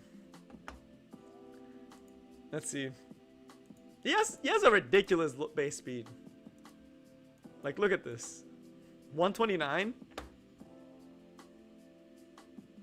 Do you start off with ML coins when you unlock the ML shop? I mean, to get the ML shop, you have to have ML coins, and to get ML coins, you need to pull dupes. But I think the fastest good unit is Assassin Sid, which is why he's the best like speed contester in the game. Because we just talked about, right? This is why A Sid is such a good speed contester. Flan, Cerise, Judith, all those units that are really fast are sitting at 117. For them to even come close to A Sid's base speed, they need a whole speed imprint. So just to come to the same base speed as you, they need a speed imprint, which is why A Sid is just the best speed contester in the game. It's just how do you... It's insane though. A Kali, the problem with A Kali is her damage. She's slower than A Sid. That 2 speed is more significant than you think.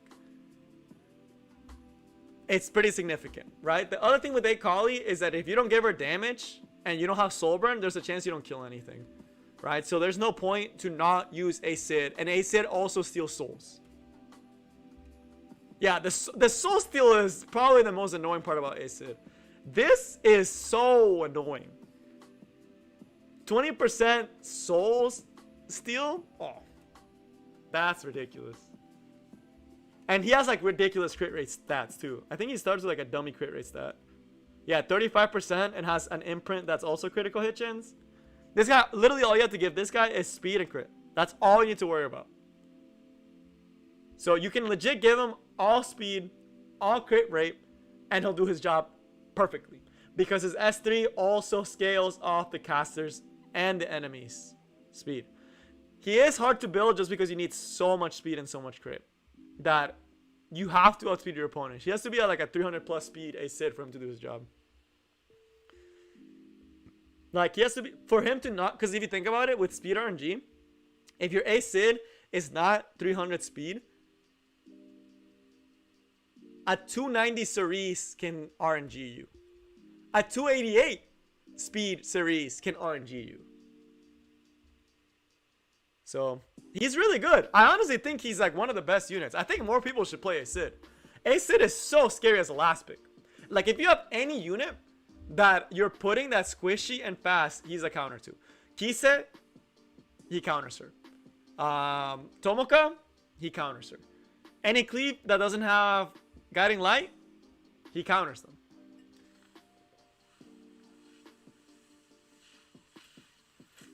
Guiding light does hurt him, but with cleave not really running that much guiding light, he's come back. So, and he doesn't really care about immunity, because the thing about it is, against a cleave, you do this S3, at worst, you probably proc Gab on the first place. You probably proc Gab, and then you just kill anything.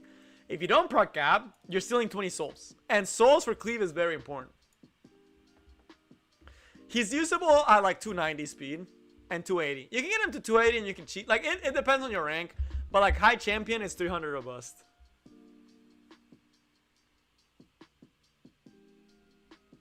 A Kali, it's just so much harder to get fast, dude. I've only seen one A Kali that I was like, this is the best A Kali I've seen in my life. So A Kali, it's like one of those units that like, I've only seen one A Kali that I was like, this is the best speed contest A Kali. High champion at this point, I'm not even considered high champion right now. It depends on where legend is, right? I would say it's top 300 players. If you're a top 300 players, I think you're considered high champion, which I know that sounds really high, but looking at like the rankings, right? Like legend's already at 35k actually, I think. Or it might be 34. Hopefully it's 34. 35 sounds dummy high. Well, let me clicking. So I apologize if y'all hate the clicks. Oh wow, that's really cool. Wait, I never saw this one. That's such a cool frame. He changed his name. Oh no, this is the top 4. He's one of the top 4. That's really cool. I don't think they will ever use another frame besides this one. That's really cool. That's kind of cool. I like it. I like it a lot. Will I go for legend? Man, I don't know. I'm so far behind. And my win rate's okay. It's actually better than last season. Granted, I did the RGB challenge, so it tanked a lot. But this is like high champion, I would say is 3k points right now. It'll go up over time. Who's rank 69? Let's see.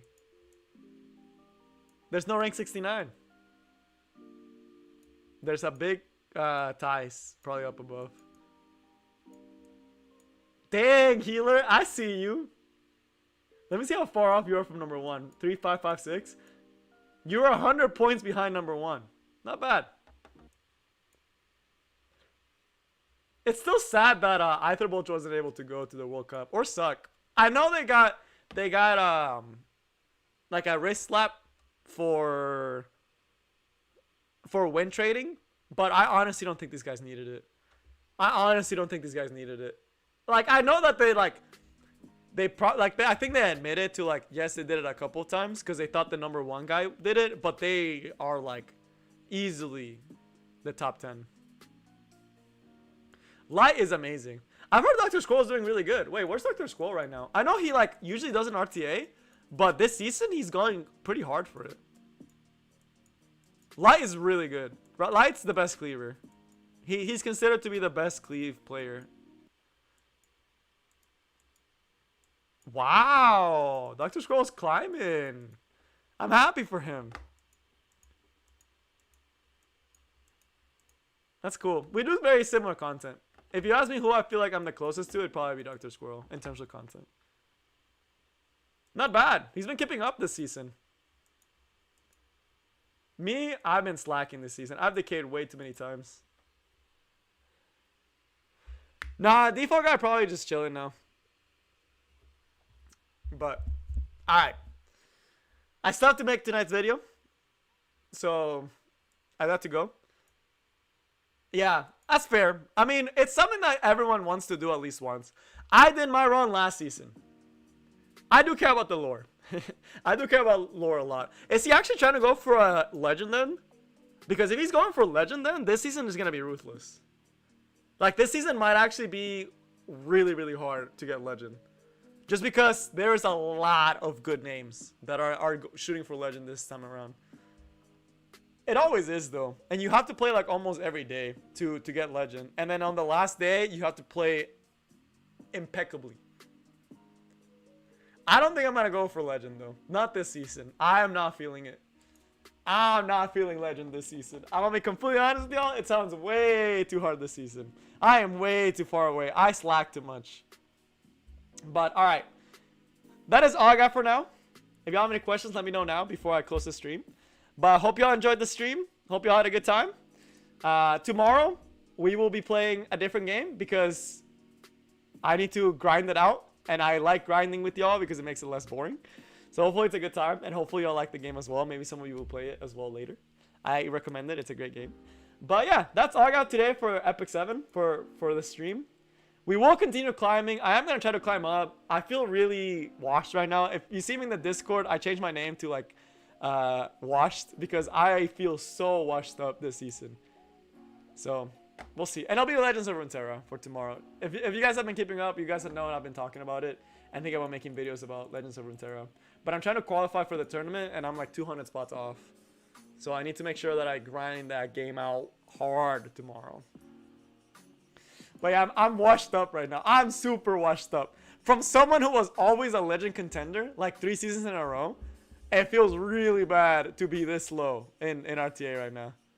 So, counterside, no, because I hate Nexon as a company and I don't want to play any of the Nexon games because Nexon games usually go out of business after a year. I'll stream LOR tomorrow. It'll be fun. Legends of Runeterra.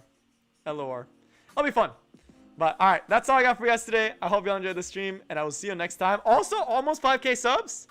So, let's get there. I'm excited. I don't know what we're going to do for 5k subs, though. We have to do something special. I don't know what we're gonna do. I need to think about it. I'll think about something for 5K, but we need to do something special because it's a big milestone. So it's gonna be a good time. I'll see it. But alright, that's all I got for you guys today. If you like, make sure you like and sub. All that good stuff really helps the channel grow. Helps me do this. Helps me have fun. And gets more people to join. Giveaway, man. I've been doing too many tournaments and stuff like that, so I might not be able to. But that's all I got. I think we're like 4 subs away, which is super close. Cosplay is at 10K. Once we get to 10K, I will do a cosplay. Food video, I might not be able to do for a while, sadly. But I'll think about it. But 5K, 10K, I already said when we get to 10K subs, I am doing an Aether cosplay. And I have people that have screenshots of that. So when that day comes, I'll have my Aether cosplay ready. So, but it has to be 10K. Has to be 10K. So that'll be the 10K thing will be Aether cosplay. I don't know. I'm probably not gonna pick the dress one. I'll probably pick his blue one, and I'll do my best job. I'm not artistic, but hopefully y'all enjoy it. It'll be a very scuffed cosplay, but that'll be the 10K. That'll be the motivation. So hopefully we get there. We're slow and steady. I know a lot of people usually get a big spike around 6K, but we're a slow and steady growers, and we'll continue to be slow and steady. Oh, that's the Korean bass guy. I'm sad he switched to Fallen Cecilia, but that's such a cool frame. That's probably the best frame. There's never gonna be a frame like that that's that good ever again. But alright, that is all. I will close stream now. Thanks for joining. I'll see you next time. Peace.